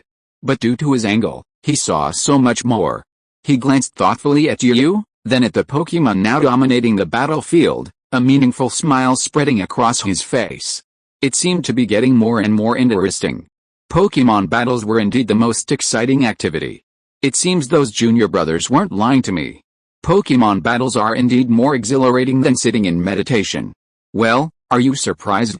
But your experience is just beginning. If you are listening to this novel on a channel other than Fanfic World, it means it was downloaded and re-uploaded without effort. We warmly invite you to visit our channel, Fanfic World. There you will find the original version of this story and many other novels of various genres. We look forward to seeing you dive into a world of incredible novels. Chapter 614, Suicune Mega Evolution. This Pokemon is a water army? Why does it look different from the previous one, Yu? Was that one you just had also a Mega Evolution? Why doesn't it look like one? I clearly didn't see you use a Mega Evolution Stone or a Mega Evolution Key. After seeing this scene, Fang Xing finally snapped out of his silence, having completely lost his ability to fight. From the moment he was rescued by Yu and Mingfeng until now, Fang Xing had never left. He just couldn't get over his disappointment and just stood by Yu and Mingfeng. Now, after hearing the constant exclamations and the fleeting, soft, rainbow-colored light in his eyes, Fang Xing finally came to his senses. That's right, this Pokemon is Suicune. What's wrong with you? It just suddenly changed its skin. Why make such a fuss? Don't you know people will think you're a country bumpkin? Yu rolled his eyes in annoyance, but he could still hear the smugness in his words. Fuck, so it's a Mega Evolved Suicune. A legendary beast can actually Mega Evolve, right? I've never seen one before. It's thrilling and exciting. Fang Xing, upon receiving the affirmative reply, became even more excited, practically leaping up in his arms. Even the shadow of his own Pokemon having completely lost their combat power was temporarily forgotten. Not only his own, but even Mingfeng's heart was pounding as he looked at Mega Suicune. After all, even at their level, seeing anything was not easy. But he had never seen a legendary beast capable of Mega Evolving. How could he not be excited? How could he not be thrilled? If it weren't for the battle that was about to begin, he might have been tempted to pet Suicune's now slightly stiffened for yes, the Mega Evolved Pokemon before him was the very same Suicune from before. The biggest difference from the original Suicune was this Mega Suicune. The crystal atop Suicune's head had grown even larger after the Mega Evolution. While the previous crystal was the size of 2 fingers, easily held in one hand, the crystal atop this Mega Evolved Suicune had grown to the size of 2 human faces. Its sheer size even frightened some trainers, fearing embarrassment. And that wasn't even the most important thing. The most important thing was the aura Suicune exuded. The original ethereal, water-like aura of a fallen immortal had long since vanished, replaced by a bold, uninhibited, and heroic air. The 2 ribbons swirling around him had now transformed into 2 tufts of soft, winds-like hair. However, due to their momentum, they were now fluttering backwards. Against this backdrop, the Super Sailor's arrogant and unbridled aura became even more pronounced. Mingfeng, your guess was correct. I actually evolved using a Mega Evolution Stone and a Mega Evolution Key. But there's something a little special about it. Yu had no intention of hiding anything from someone he trusted. While he wouldn't be completely honest, he would share the necessary information without reservation. From the very beginning, Yu might have known that Suicune, without Mega Evolution, would never be a match for Mega Beedrill. And as for Yu's earlier claim of borrowing a Mega Evolution Stone and a Mega Evolution Key, it wasn't something he had made up. It was simply because after battling numerous Pokemon, many trainers were able to Mega Evolve. Perhaps initially, Yu didn't understand, but over time, he finally realized that the 2 stones Buzzbot had gifted him were the rare Mega Evolution Stone and Evolution Key. Just as Yu had previously asked the Pokemon professors, in the beginning, Yu and Suicune often battled side by side, sharing a common understanding. These were essentially Mega Evolutions, but for some reason, Suicune's Mega Evolution wasn't perfect. Yu, completely unaware of the situation at the time, could only experiment with so-called bond evolution. Fortunately, his efforts paid off, and thanks to the bond he and Suicune had built upon, the Suicune evolved using the Mega Evolution Stone, and Evolution Key was slightly stronger than a typical Mega Evolved Pokemon. So, just as Beedrill launched his attack, Yu immediately ordered Suicune to cast Cryo Freeze to block his view. The effect was surprisingly good, perhaps intended to achieve a surprising and decisive victory. Thanks to the bond they developed through evolution, Yu and Suicune's pets coordinated with each other seamlessly, almost like telepathy. Without needing to say anything, they could already sense each other's intentions. What? It's really Suicune? And most importantly, you can Mega Evolve. Impossible, impossible. How is this even possible? Ben Rosen roared in disbelief, completely unable to accept this sudden realization. Initially, the enemy's ability to send out Suicune had already filled him with surprise and greed. However, his own Mega Evolutionary abilities quickly calmed his annoyance. But he hadn't expected that, just this short time later, his vaunted advantage would be gone.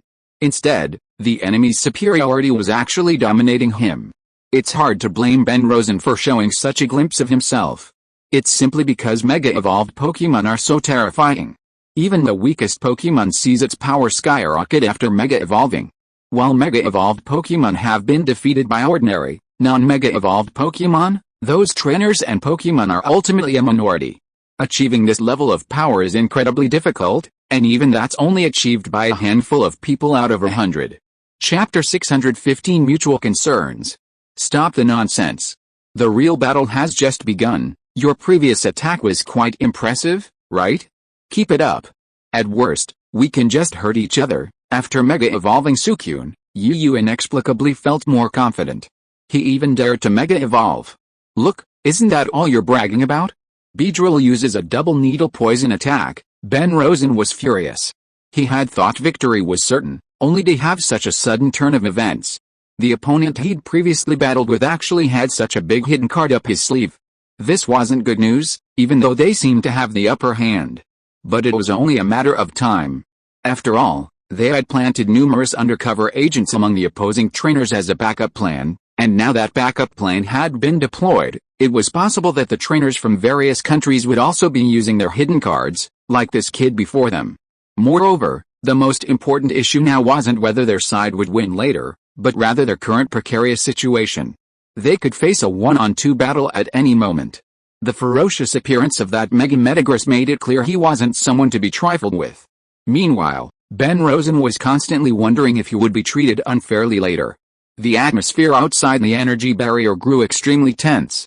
After numerous attempts, Du and Kona finally uncovered the mastermind behind the exchange meeting. Xiaozhi and Takukura simply stared silently at the two Kanto kings standing before them. A blessing in disguise, but a curse. Despite their best efforts to conceal themselves, they were eventually discovered. However, to stall for time, and given various external factors, Xiaozhi and Takukura refrained from initiating action. Instead, they acted as if Kona and Du weren't even there, focusing their attention once again on the energy battle scene. Meanwhile, the four people present were naturally observing Yu and Ben Rosen's situation. When Kona first saw Ben Rosen's Beedrill capable of Mega Evolution, she was incredibly worried. Or perhaps it was from the moment she first entered the battle group, she couldn't help but be concerned about Yu's situation. In her eyes, Yu and his Pokemon were still too weak at that point. However, because she was stopped by Du, she didn't rush through the gap that was still open to rescue them. Instead, she was persuaded to capture the enemy first, leading Du and the two masterminds. After confirming that the battle in the energy field had stabilized in their favor, Du breathed a sigh of relief. He asked the two men in front of him, who were standing in a state of alert, even as they seemed to have expected to be surrounded by him. Hey, if I remember correctly, you two should be among the 8 captains of the S organization. I'm just curious which two you are. Guess. Takukura remained aloof and didn't respond. On the other hand, Hugh Tucker displayed a cynical air, completely disregarding the two Kanto kings. Although Watari and Kona held high positions as regional Pokemon investigators within the Japanese Pokemon League, their limited contact with the S organization meant they had very limited information. Generally speaking, It was only in the last few years, before the S organization began its relentless activities in Japan. Of the 8 captains, only Kangling was known. Little was known about the others, with no photos leaked. And only a few scraps of information could be gathered through other channels. Forget it, guessing or not doesn't matter anymore. I advise you to surrender as soon as possible, hand over all the Pokemon you've looted, and evacuate. Otherwise, you'll have no chance of escape once our reinforcements arrive. Although he knew a fight was likely unavoidable, Du still tried to persuade them. After all, the situation at the exchange meeting was far too chaotic. Putting aside the current situation, Shiba had been gone for so long and still hadn't returned. Shiba was incredibly powerful among the Elite Four. In the final battle, if it weren't for Granny Orange's Ghost-type Pokemon countering his Fighting-type Pokemon, he would have likely taken the championship. While this was due to tribute restrained, the sheer strength of him and his Pokemon was undeniable. Are all the Kanto kings so childish as to treat us like 3-year-olds? Forget about whether you have the strength to defeat us. Let's talk about your reinforcements first. Why haven't they arrived yet? And our S organization has always been like this. If we take something, there's no reason to give it back. If you want to take it back, you can defeat us first. This time, quite unusually, before Hugh Tucker could even speak, Takukura, usually aloof and reserved, spoke first. Not only that, he actually spoke so much in one breath, truly surprising Hugh Tucker, who was listening nearby. Takukura's words left Du speechless for a moment.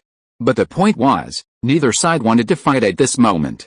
If nothing else, given their strength, a fight at this moment would likely lead to serious trouble later. And let's not even talk about the strength of each side. While they had heard of each other, they had never actually faced each other. The strength of each side was uncertain, and neither was confident of retaining the other.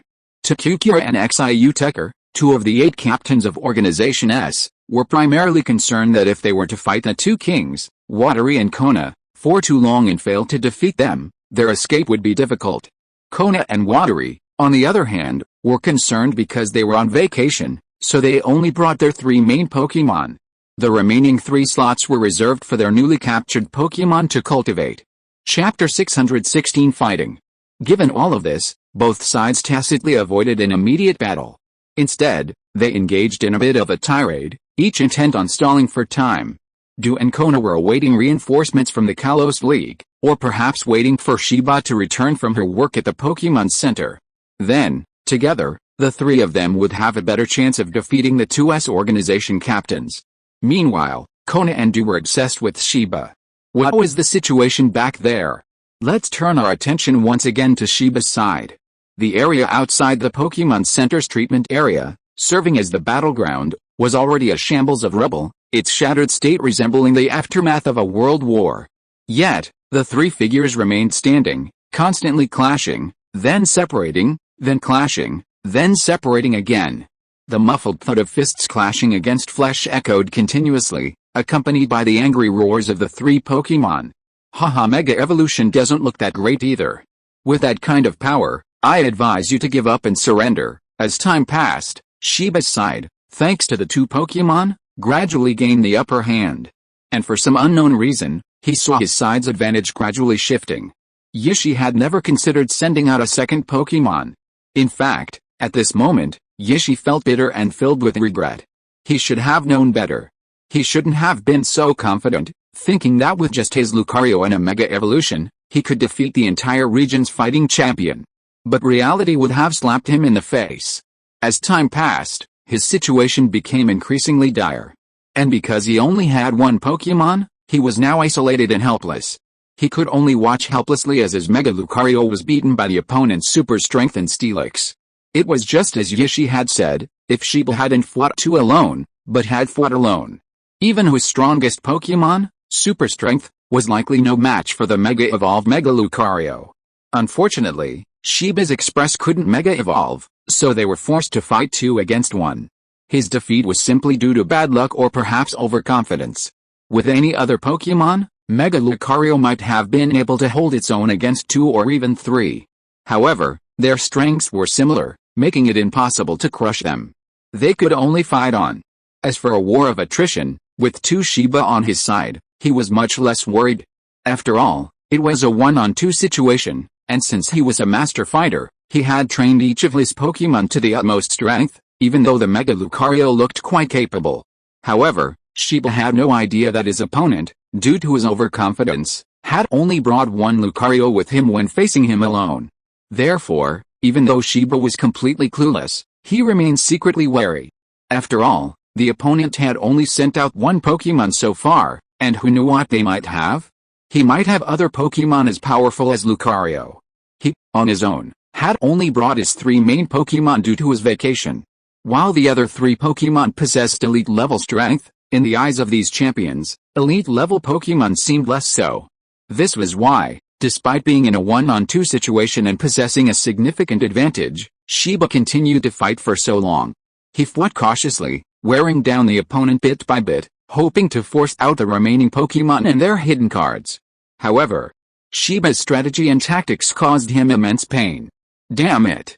You're a legitimate fighting king, aren't you? How can it be so strange? Baby, fighting is so unpleasant. Why don't you just go all out and attack? We can even hurt each other. Yishi finally couldn't bear it anymore and roared like a dragon. Ziba was startled by him and looked at him innocently. Who says the fighting king has to fight you? I'm not some big-bodied guy, and this is a tactical issue that you can't control. If you surrender and retreat, I can still let you go.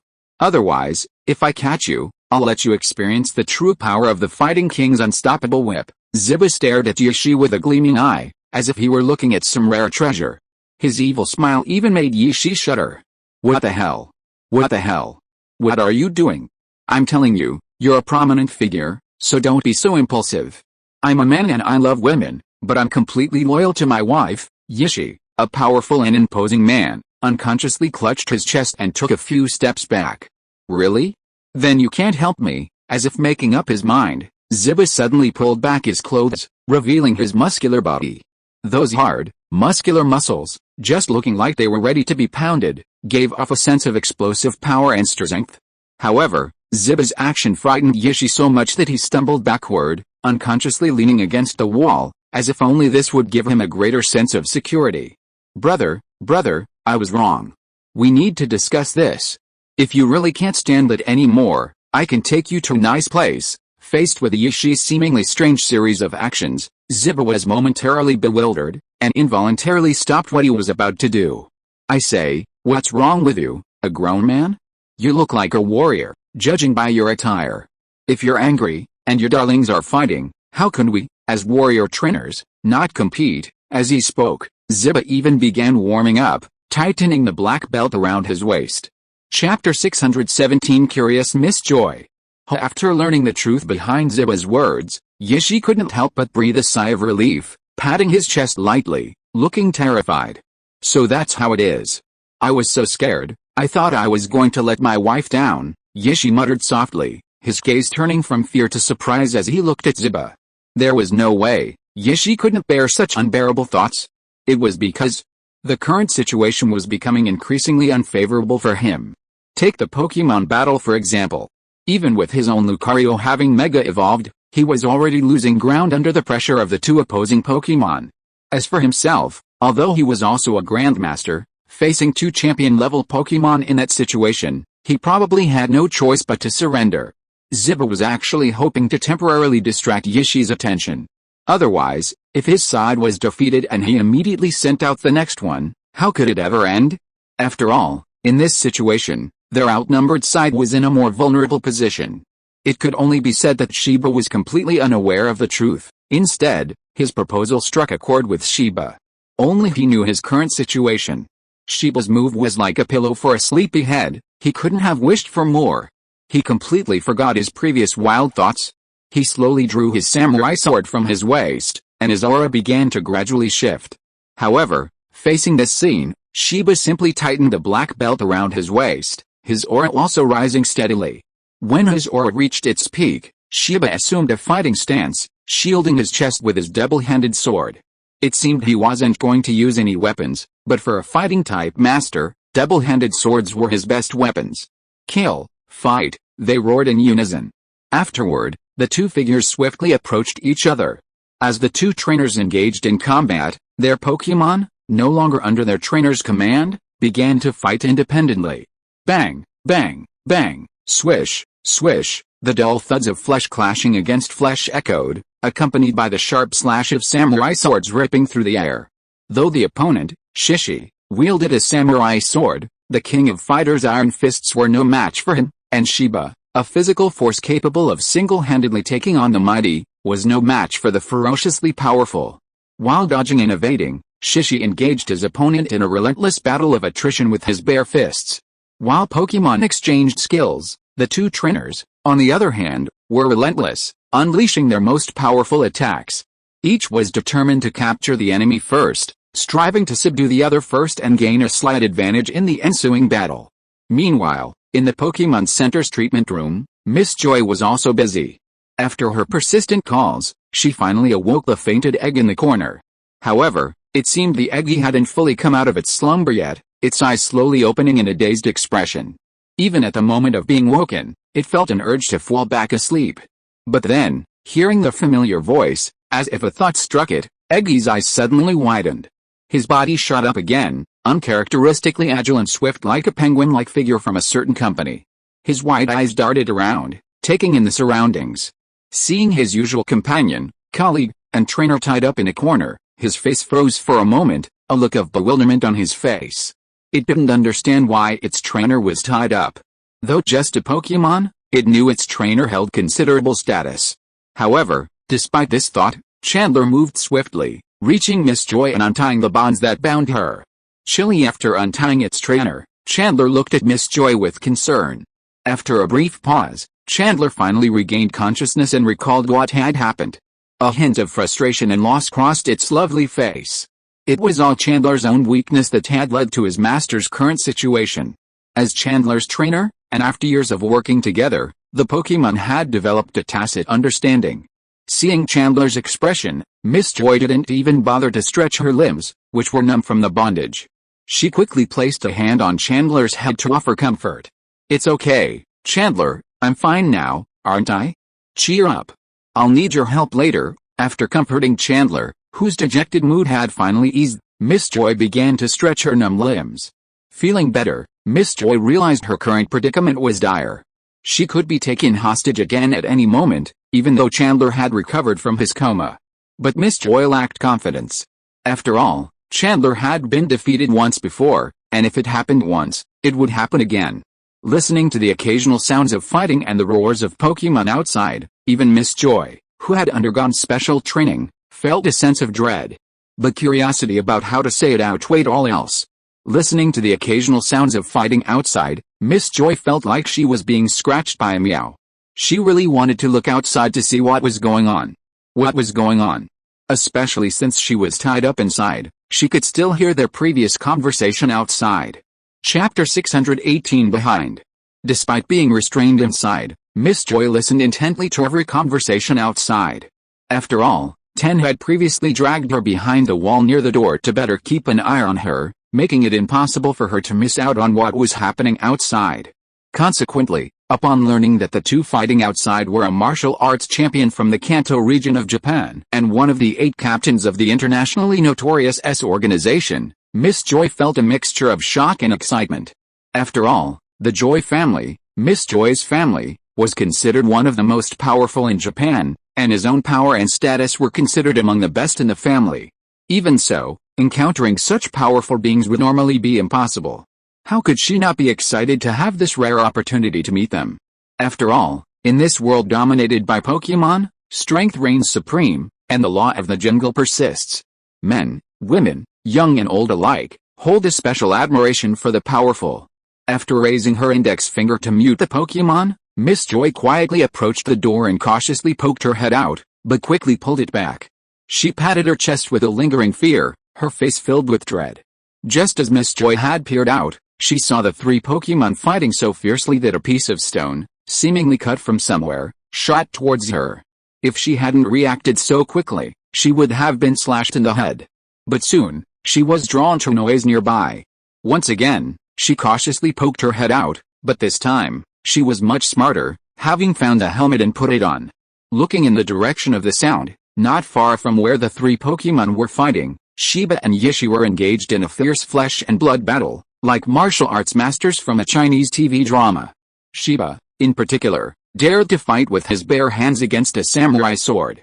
Whenever she saw Shiba dodging the sword, Miss Joy couldn't help but sweat for him, fearing he'd be slashed in the gut.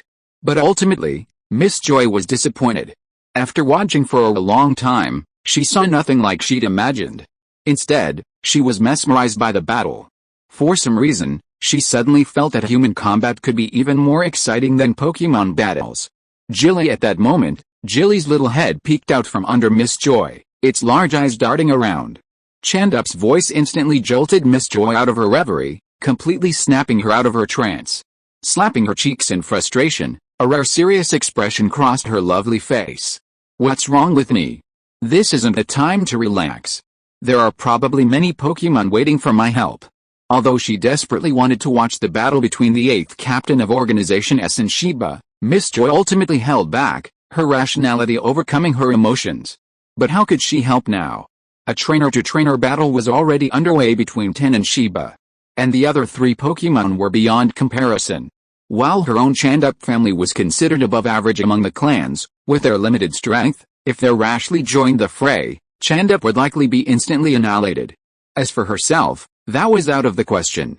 A trainer-to-trainer battle, to put it mildly, was like extermination. To put it in a negative light, it was a clash of brute force and sheer force between 2 massive men. If a young woman like me rushed in recklessly, with my puny arms and legs, I'd probably be completely ripped off immediately. What should I do? Is there any way I can help Shiba repel this invading enemy? Miss Joy rested her chin on her hand and thought, a hint of anguish. Suddenly, out of the corner of her eye, she caught sight of the rock that had nearly hid her. She stared at it for a long moment, and suddenly, a bold idea formed in her mind. That's right, I can do this. Jigglypuff, come here and give me a hand.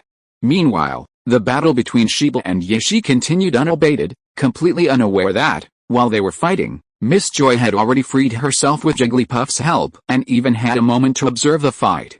Shiba and Yishi were still exchanging blows, with no sign of stopping. After all, in such a situation, either the opponent would fall first, or they would be the last. Watch my Benquin. After launching another Benquin attack, forcing Yishi back, Ziba planned to use this opportunity to retreat and rest before continuing the battle for another 300 rounds. However, before Ziba could realize his opportunity, a thin figure suddenly appeared behind Yishi. Perhaps because of the excessive energy consumed in the previous battle with Ziba, Yishi was completely unaware of the sudden appearance. He still held his katana tightly, his eyes as sharp as cherry blossoms fixed on Ziba, fearing he would attack without warning. However, what Yishi did not know was that after seeing the figure behind him, Ziba, who was about to launch an attack, suddenly stopped. He was no longer afraid to fight the opponent and continued to stalemate. Miss Joy tiptoed carefully and came behind Yishi. When she was relieved to see that he didn't notice her, she saw Shiba opposite her looking at her, so she quickly put her index finger in front of her mouth. Chapter 619 Sneak Attack. Miss Joy cautiously tiptoed to her feet, coming up behind Yishi. She breathed a sigh of relief when she saw he hadn't noticed her. Then, seeing Shiba across from her, he glanced at her, and she quickly raised his index finger to his lips. Seeing Miss Joy's strange behavior, Shiba didn't act rashly. Instead, he quietly closed the distance between him and Yishi. Miss Joy, already feeling a bit guilty, felt even more nervous after seeing Shiba's gaze. Her breathing seemed to stop. Beads of sweat trickled down her smooth forehead and down her fair cheeks. Jigglypuff, secretly watching her trainer from behind the door, now looked over with a worried look. Even the slight pressure on his hand, resting on the door frame, showed his unease. But Miss Joy was, after all, a woman who had seen a lot. Her strong professional ethics gradually cultivated in her the ability to remain calm even in the face of adversity, allowing her to handle any situation with ease. Raising her index finger to her lips, Miss Joy playfully winked at Shiba, then pointed at Yishi in front of her. In a split second, Shiba understood Miss Joy's message. Without Yishi noticing, she nodded slightly. Seeing this again, Miss Joy felt completely reassured. Shiba was doing this to better cooperate with Miss Joy. At this moment, she was once again attracting Yishi's attention, intending to divert his already cautious attention. Come on, keep going. Let's hurt each other. Do you really think I can't beat you? Panting heavily, Yishi stared at the fighting king, Shiba, with a look of dissatisfaction. The samurai sword in his hand tightened slightly, his eyes filled with unconvinced dissatisfaction, having just experienced a brief exchange. Although the fight between Ziba and Yishi appeared evenly matched, Yishi was actually feeling frustrated. He was mostly outmatched. Ziba's own strength aside, his incredible strength was far beyond his reach. If it weren't for the power of his samurai blade, the monster Ziba would likely have used only his fists to counter the blade. Even with the advantage in weaponry, Yishi still found the fight incredibly difficult. Perhaps freed from restraints, Ziba's attack was not only full of power but also surprisingly agile. He rained left and right hooks onto Yishi. In an effort to end the fight quickly and capture the enemy first, Ziba even employed the power techniques Yu had taught him. His punches were devastating. If Yishi weren't also a master, he wouldn't have had the strength to stand and fight after a few more blows. In reality, Shiba was also feeling incredibly unsatisfied at this moment. He wanted to go up and fight Yishi for another 300 rounds, but Miss Joy's sudden appearance deterred him. He didn't know what Miss Joy was going to do, and if he acted rashly, she'd be in danger. But what could he say? He had a rare opportunity to be a free punching bag, and all he could do was watch helplessly. Shiba felt his thoughts were lost for a moment. Slow down, don't rush. I see you swinging your sword back and forth, but it's only a few moves. It's so boring, isn't it? Don't you have any more powerful moves? To stall for time, Shiba resorted to his rhetoric. To better shield Miss Joy from being exposed, Shiba didn't even look at her while he spoke, but instead observed the direction of the three Pokemon fighting. He wanted to completely draw Yishi's attention to the Pokemon battle on the street. But at this moment, even without Shiba's guidance, Yishi would likely have consciously turned his attention to the battle. As time passed, the Mega-evolved Lucario began to tire from the pressure of the two champion-level Pokemon. Where once he could occasionally launch a few swift attacks from his passive defense, he was now completely relegated to a defensive stance. He was even hesitant to engage the two Pokemon in close combat, as Lucario was a fighting-type Pokemon. Close combat was the only way to fully utilize his strengths. But at this moment, he was forced to abandon his advantage and resort to ranged attacks, which he was somewhat unfamiliar with. For example, a few of his wave missiles, caught by the defense of the two champion-level Pokemon, nearly hit the two trainers who had previously been grappling with each other. Lucario, what are you doing? Counterattack. Yishi no longer cared about fighting Shiba for another 300 rounds. He quickly focused his attention on his Mega Lucario, hoping to reverse the current disadvantage through his command. I told you to stop struggling. Surrender now. Steelix, use Iron Tail. Stiff, use 4 Elemental Punch, whether intentional or not, because they were completely at a disadvantage. Lucario had to resort to ranged skills to gain distance. But Shiba's orders were all for melee. Just as Yishi was completely focused on the Mega Lucario battle, Miss Joy finally made her move again. She tried to be as quiet as possible, making no sound. If Shiba had looked from another angle, he would have noticed. Miss Joy had grasped something resembling a rectangular object. It would have been fine if she hadn't seen it before, but a closer look revealed it. Ziba would have subconsciously exclaimed, "That's not a cuboid, it's a brick," one of the 3 most powerful weapons in fighting. If any of Miss Joy's true fans were here, they wouldn't know what to think of her holding the brick. But all that was secondary. At this moment, Miss Joy finally raised her delicate hand. Chapter 620 Sneak Attack. Yishu, I advise you to surrender as soon as possible, so that you will suffer some physical pain later. Otherwise, your Lucario will be unable to hold on any longer.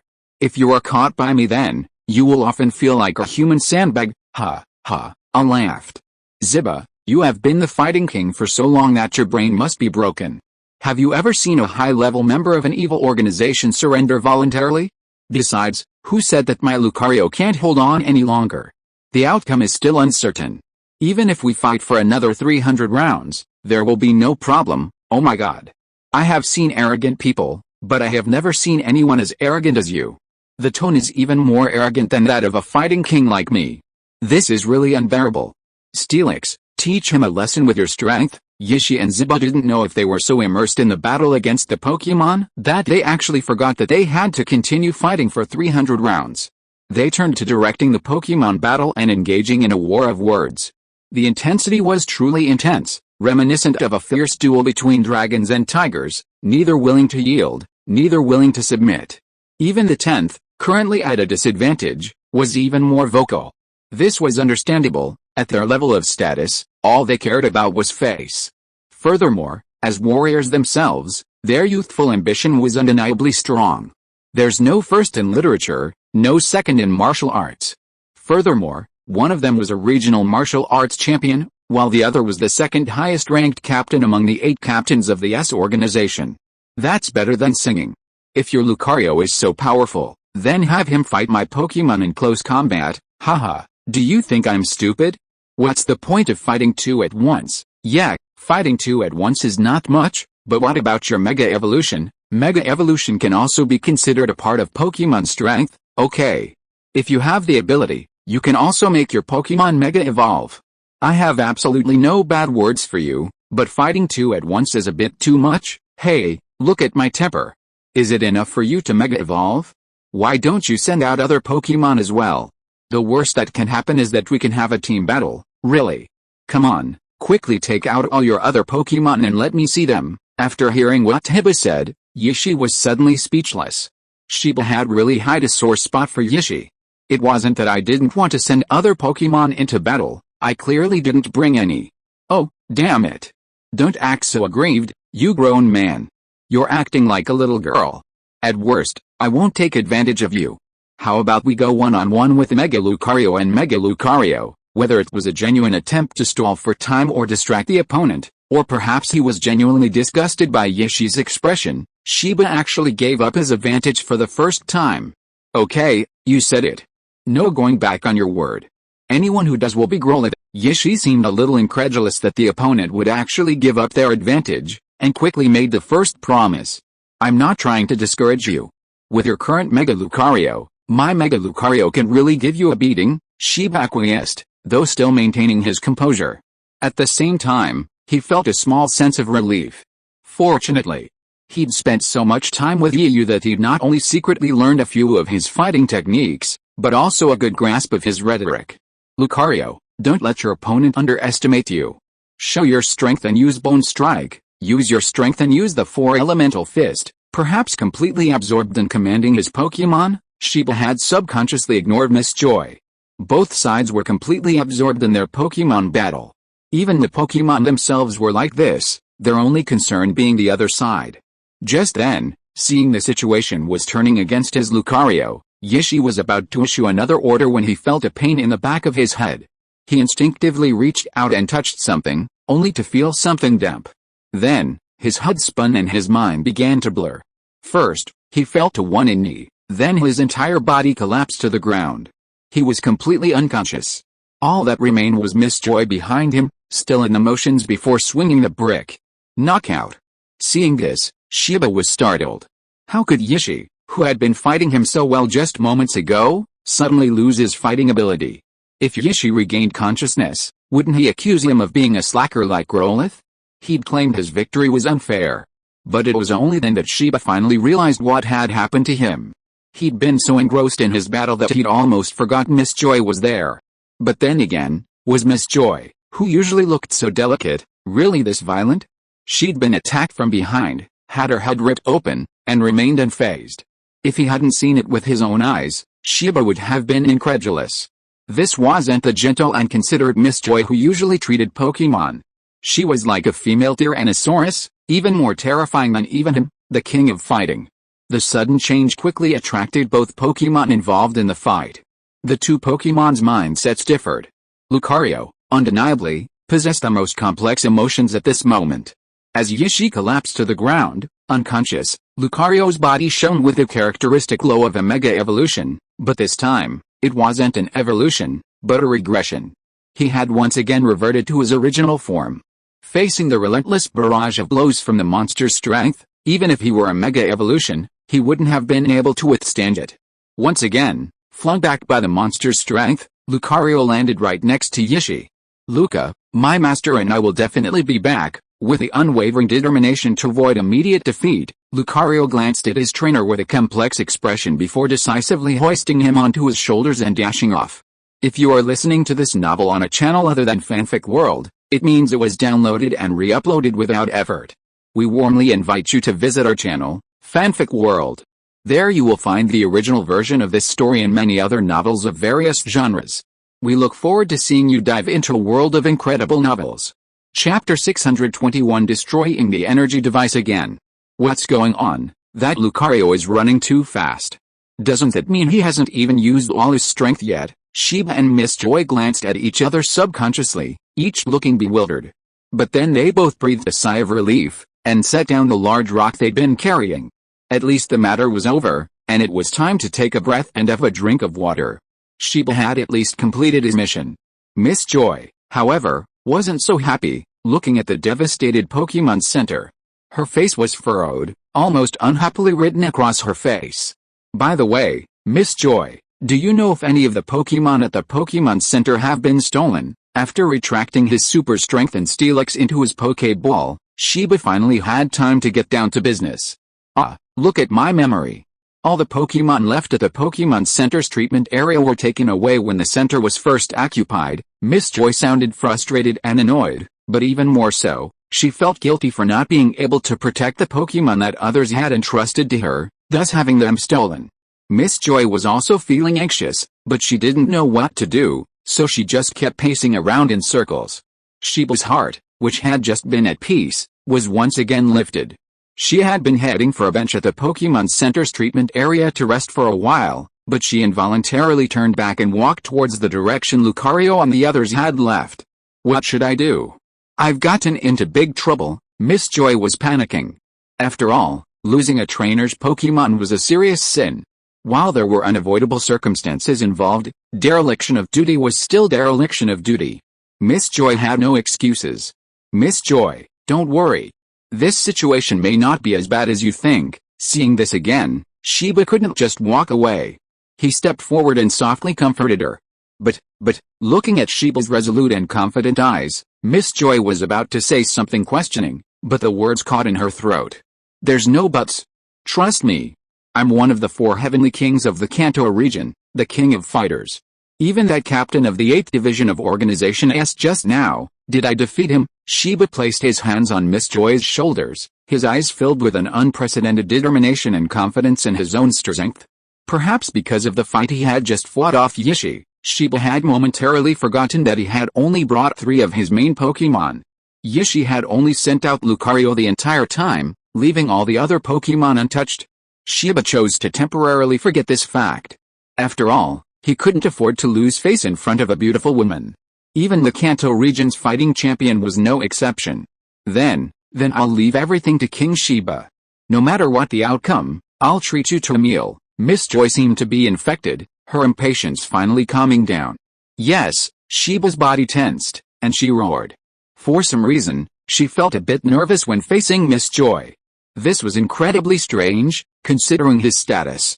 He interacted with Miss Joys from all regions, even joking around like friends, but this particular one was not working. I hope everything goes well. I hope there's still time. Watching Sheba's retreating figure, Miss Joy clenched her fists over her chest and muttered to herself as if in prayer. Jigglypuff, standing nearby, simply watched the scene with curiosity. Scratching his head in disbelief. Jilly, hey. Sorry to have worried you again.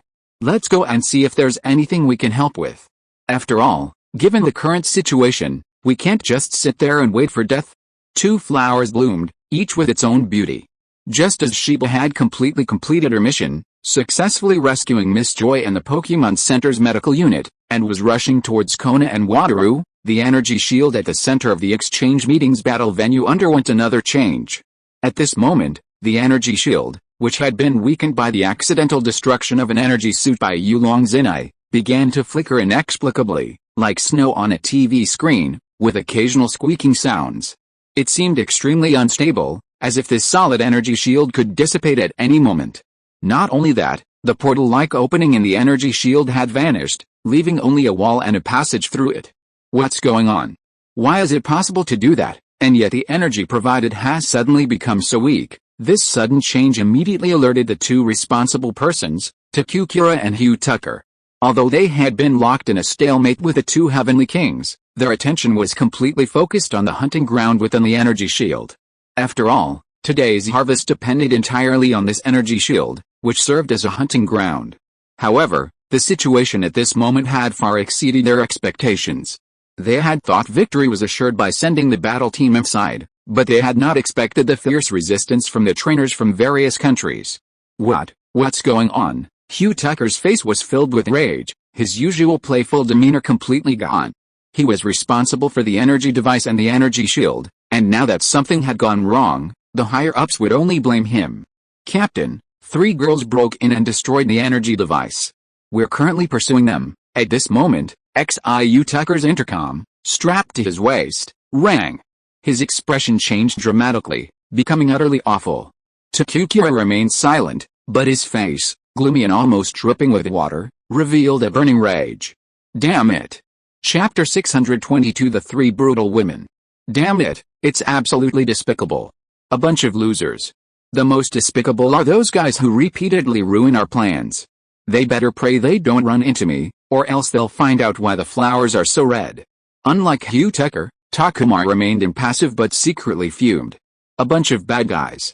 If the current situation didn't allow it, Takuma's first targets wouldn't be those who destroyed the energy device, but those guarding it, the members of the organization. What are all these people doing? So many people gathered together, and they couldn't defeat a single intruder.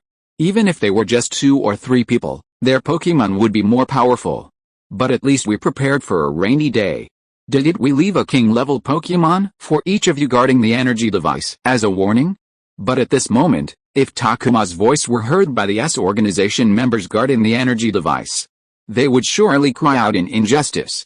Perhaps the first one was just as Takukura had imagined, with only 1 intruder, and their side was overwhelmingly dominant, with only a minor mishap.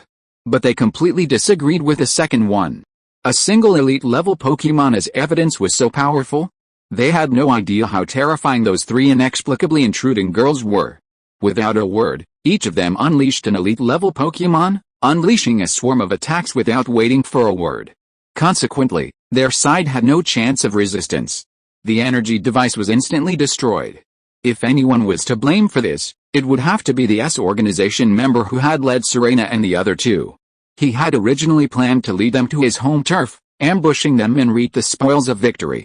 But he hadn't anticipated the sheer ferocity of their opponent's firepower, especially against the seemingly gentle and sweet pink-haired girl.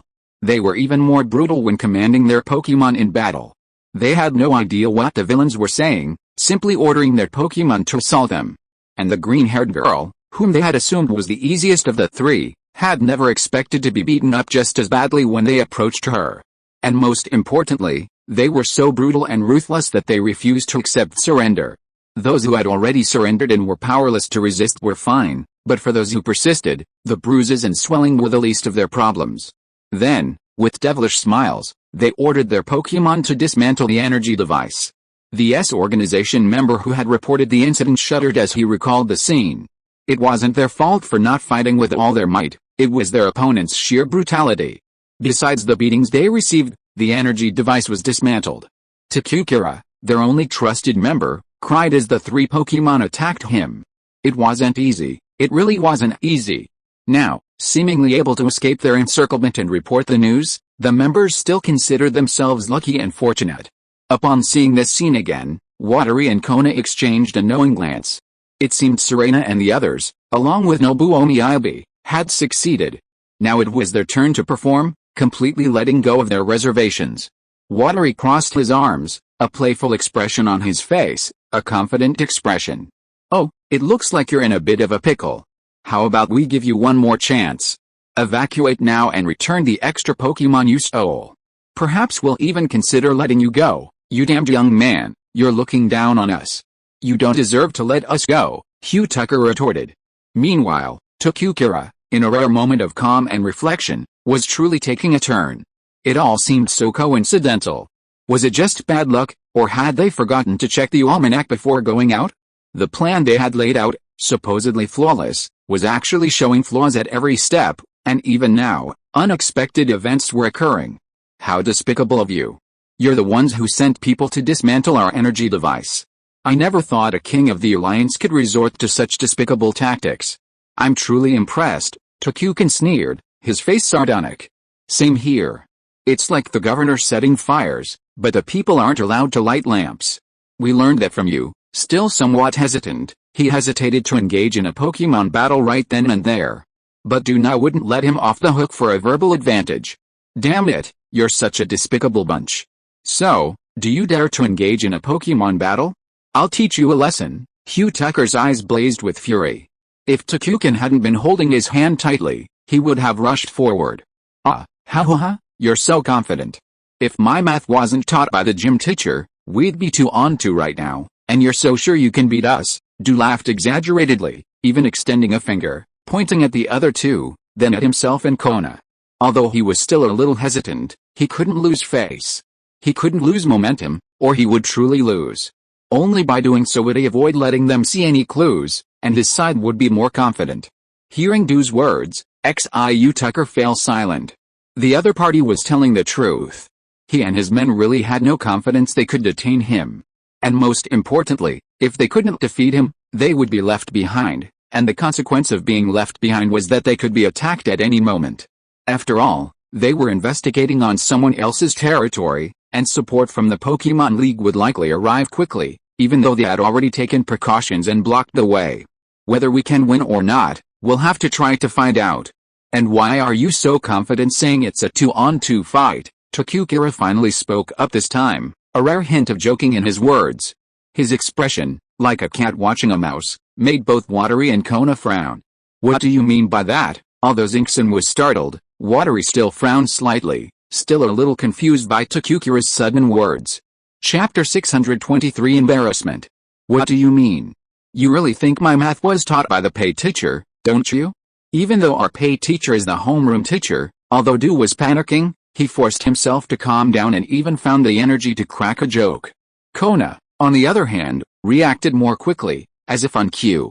His beautiful eyes darted around, then suddenly, with a swift turn, he saw a Pokemon suddenly, out of nowhere, running towards them. However, its actions were somewhat puzzling. It was a Pokemon, but it was carrying a human on its shoulder, this one seemingly unconscious. In its other hand, it clung to Katana's sort of remarkable quality. Kona's thoughts, however, weren't on the suddenly appearing Pokemon, but on the unconscious human it carried. Du seemed to sense something as well, following Kona's gaze and exclaiming, "Holy shit! What the hell?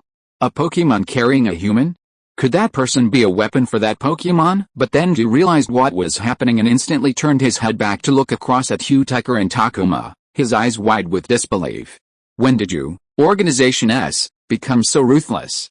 Not only did you not spare Pokemon, you even spared a human. You even turned that person into a Pokemon weapon. Du's emotions were incredibly intense, his finger trembling as he pointed at Takuma and Hugh Tucker. Finally, as if he couldn't bear it any longer, he was about to pull out his Pokeballs and engage in battle. Little did he know, Hugh Tucker and Takuma were also completely bewildered. What was going on? What was going on? Tokukira's words were prompted by the sight of the Lucario behind Watery and Kona. As captains of the 8 divisions of the S organization, they weren't exactly familiar with each other's Pokemon, but they could at least recognize each other. So, upon seeing Lucario approach, Tokukira assumed that Ichi had already dealt with the trouble there and was coming to support them. However, this was far beyond his expectations. Not only was Ichi absent, but Lucario was even carrying a human while providing support. However, while he was equally shocked and bewildered, it didn't affect Hugh Tucker's ability to instantly respond. You're bullshitting. Stop spitting insults. You think you're on the side of justice and can do whatever you want. We're an evil organization, but we're also an organized, disciplined, and principled evil organization. Our only target is Pokemon. The allure of a human isn't even as important as a single Pokemon. Hugh Tucker, a true troll, spoke without a breath. If Takumi hadn't stopped him from talking, he probably would have continued. After being stopped by Takumi, Hugh Tucker immediately became annoyed, not even considering Takumi's chilling personality. Hey!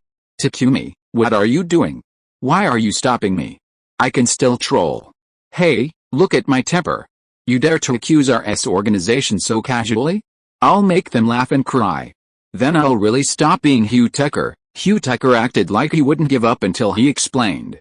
But given Tokukira's personality, he naturally didn't offer any further explanation. He simply nudged Hugh Tucker and pointed him in a direction, his gaze once again fixed on Watery and Kona. What's going on? Let me see what's going on. After Takukura's reminder, Hugh Tucker finally came to his senses, still mumbling in frustration. But what he saw next made his pupils widen, almost popping out of their sockets. And his mouth drop open wide enough to squeeze a Pokeball. Unable to maintain his confidence, he reached out with a trembling hand and pointed at the Lucario sprinting towards them. No, to be more precise, at the unconscious figure slung across from him. Oh my god. 10, that's 10, still in disbelief at what he saw, Hugh Tucker began rubbing his eyes. After rubbing them, he widened his eyes even further. It wasn't Hugh Tucker's fault for his dismal performance. In fact, Takukura was also somewhat incredulous when he first saw this scene. Who was Yishi? Among the captains of their organization, he was ranked in the top 3 in terms of individual combat power.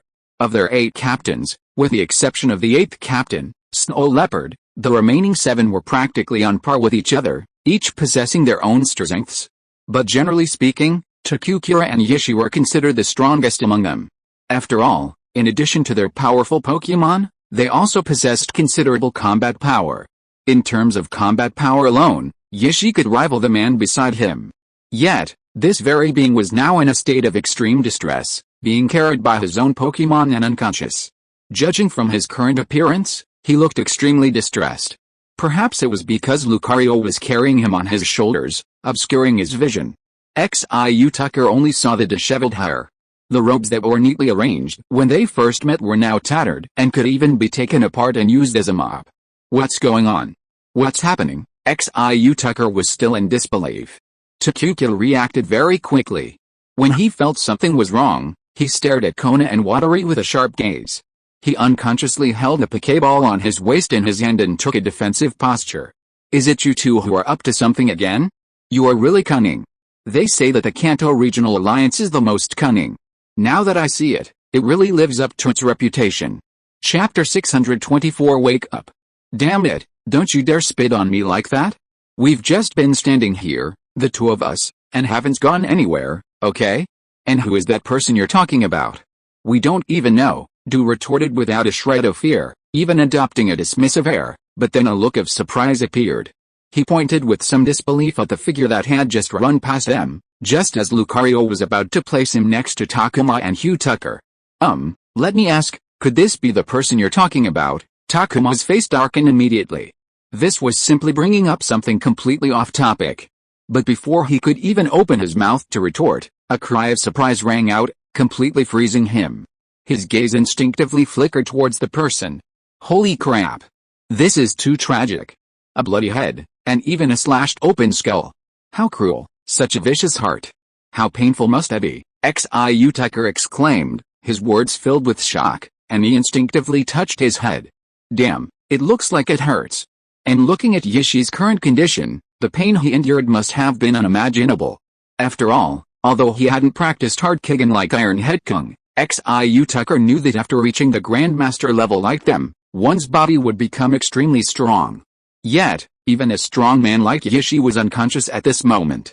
His face was completely covered in blood. Hugh Tucker couldn't believe it. What on earth had Yishi been through? Although Takukura didn't show any emotion on the surface, he was secretly trembling inwardly. If Yishi could be so miserable, didn't that mean he could be too? A shudder lurched in his heart for no apparent reason, but given the current situation, Takuma couldn't afford to dwell on it. He suppressed his doubts and once again engaged in a standoff with the two kings. Du and Kona, upon seeing the disheveled figure, were equally shocked. But more than that, they were lost in thought. At this exchange meeting, only their fighting king could possibly injure the other one so severely. But this time, Shiba had been too harsh. He'd beaten the other man to the point of bleeding, and there was no telling if he had suffered any more serious injuries. If Shiba were standing here, hearing their thoughts, he'd probably cry out in injustice. What did this have to do with him? He was confused, innocent, okay? The culprit was Miss Joy, the seemingly weak but incredibly powerful fighter. Alright, boy. Wake this guy up. Glancing at Hugh Tucker, who was still fussing, Takuma glared at him. Hugh Tucker was stunned by the glare, his mind still swirling. What? Wake him up? Who? Nonsense, who else? Yishi, of course. Daotizu is still Daotizu if it's missing one player. Hugh Tucker paused, unsure what to say. He pointed at Yishi, still unconscious, then at Takukura, momentarily hesitant. Are you kidding me? But, is Yishi in good shape? And judging by the situation, he looks seriously injured. It can't be helped. We're completely at a disadvantage now. He's the only one we can rely on to turn the game around. Hugh Tucker stopped talking, grabbed a bottle of mineral water he'd left over, and gulped it down.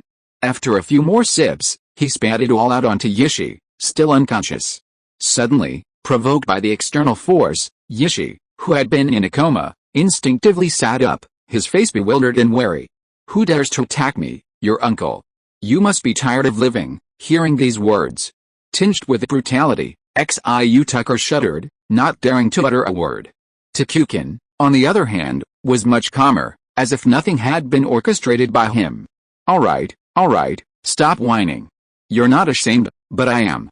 Oh, and by the way, it wasn't me who attacked you, it was him. Seeing Takukun's finger pointed at him, Xiu Tucker was on the verge of tears. Brother, what's the grudge between us?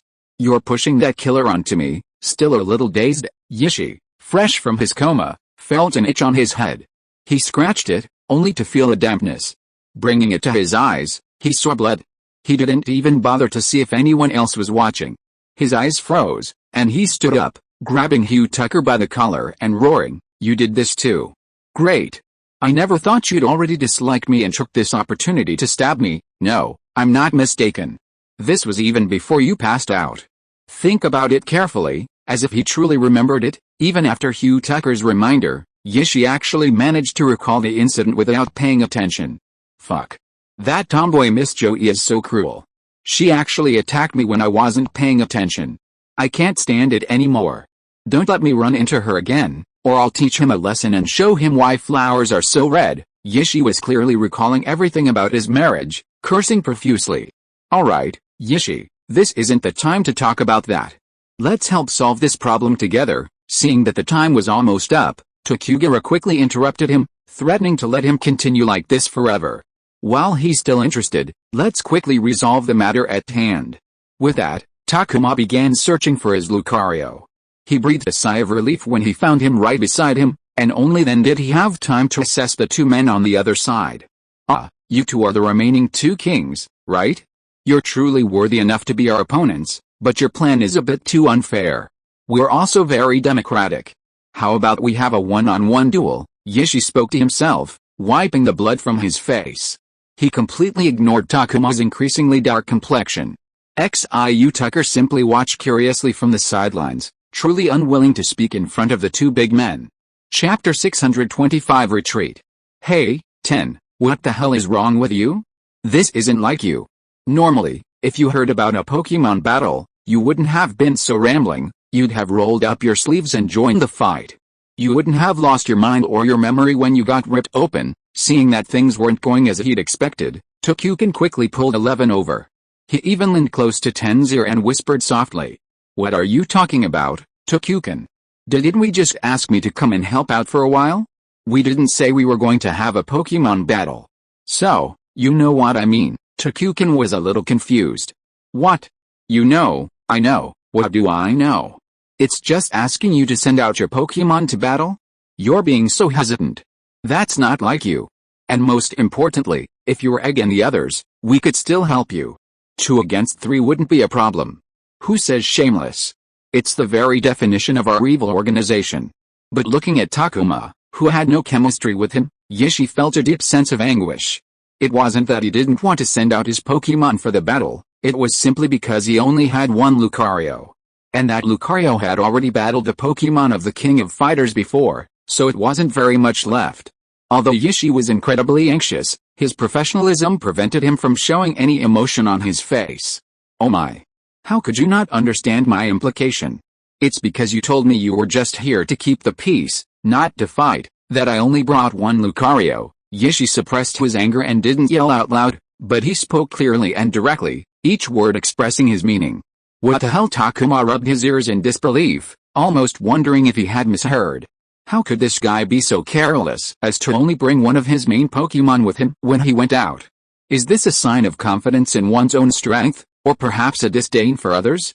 Takukura silently complained inwardly, unsure what to say.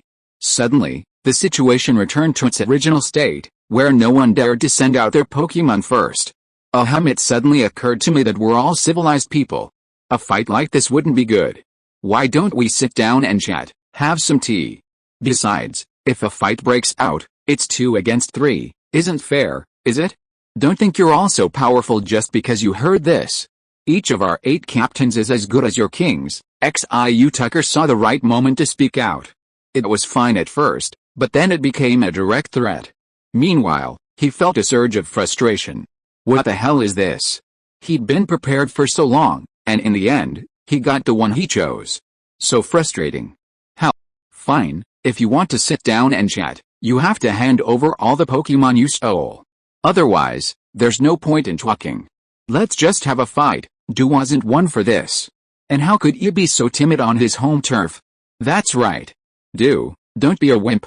We'll be at the battlefield in 3 seconds. Suddenly, a roar echoed from the passage behind them, sending both Du and Hugh Tucker's heads pounding. Just then, a white figure swiftly emerged from the passage. It was time for our fighting king, Shiba, to make his grand entrance. Hey, isn't that Captain 10? Why are you running so fast? We haven't even finished making out yet, Shiba's slightly teasing voice echoed, accompanied by the crackling of his joints. And what's more, are all the 8 captains of your organization the same kind as you? They'd knock a girl out with a brick. You, shut up. Do you really think I'm afraid of you? Seeing someone dare to touch his scar again, Yishi was immediately enraged. Hey. You're just in time, Shiba. I guess everything over there has been resolved. Du was particularly pleased to see Shiba arrive. Well, now it was finally 3 against 3. Not yet. There are still some follow-up matters. The Pokémon at the Pokémon Center's treatment area were all taken away by this guy. Shiba pointed at Yishi with some resentment. In that case, a fight between us is inevitable. After countless Pokémon that had been treated at the Pokémon Center that day were taken away by the other guy, Du knew this matter couldn't be let go so easily. Under normal circumstances, he might have said something. But this time, it was the time of the exchange meeting, an international event. Yet, even at such a prestigious event, a trainer's Pokémon was stolen. If this incident were to spread internationally, it would likely be a major incident. Not to mention Miss Joy, even the regional powerhouses would likely be implicated. As for why their previously mild attitude had morphed into such a resolute determination to engage in a Pokémon battle, it's simply because the other party wouldn't be so foolish as to simply return the Pokémon they'd snatched. Upon hearing Du's declaration of war, Tokukura and the others immediately rushed to grab their Pokéballs. As for why Yishi clearly didn't bring just one Pokémon, where did he get them? He borrowed them from 2 colleagues. After all, he had to maintain the show. He couldn't lose face as the 8th captain of the S organization. But at this crucial moment, another S organization member appeared from nowhere. He hurried to the superiors of his 3 superiors to report. Captains, Captain Snow Leopard asked me to ask how long it will take to finish this. He's almost overwhelmed. Reinforcements are probably arriving soon. After reporting, the S organization member cautiously raised his head and looked at the 3 captains, awaiting their response. However, all he received was 3 pairs of cold eyes, their sharp gazes like a tortured slicing of flesh and blood. End of this chapter. Thank you so much for reading until the end. Don't forget to give it a like. Looking for more exclusive content and immediate access? Subscribe to our Patreon. Remember, every like, subscription or donation encourages us to continue. Thank you all. See you in the next video.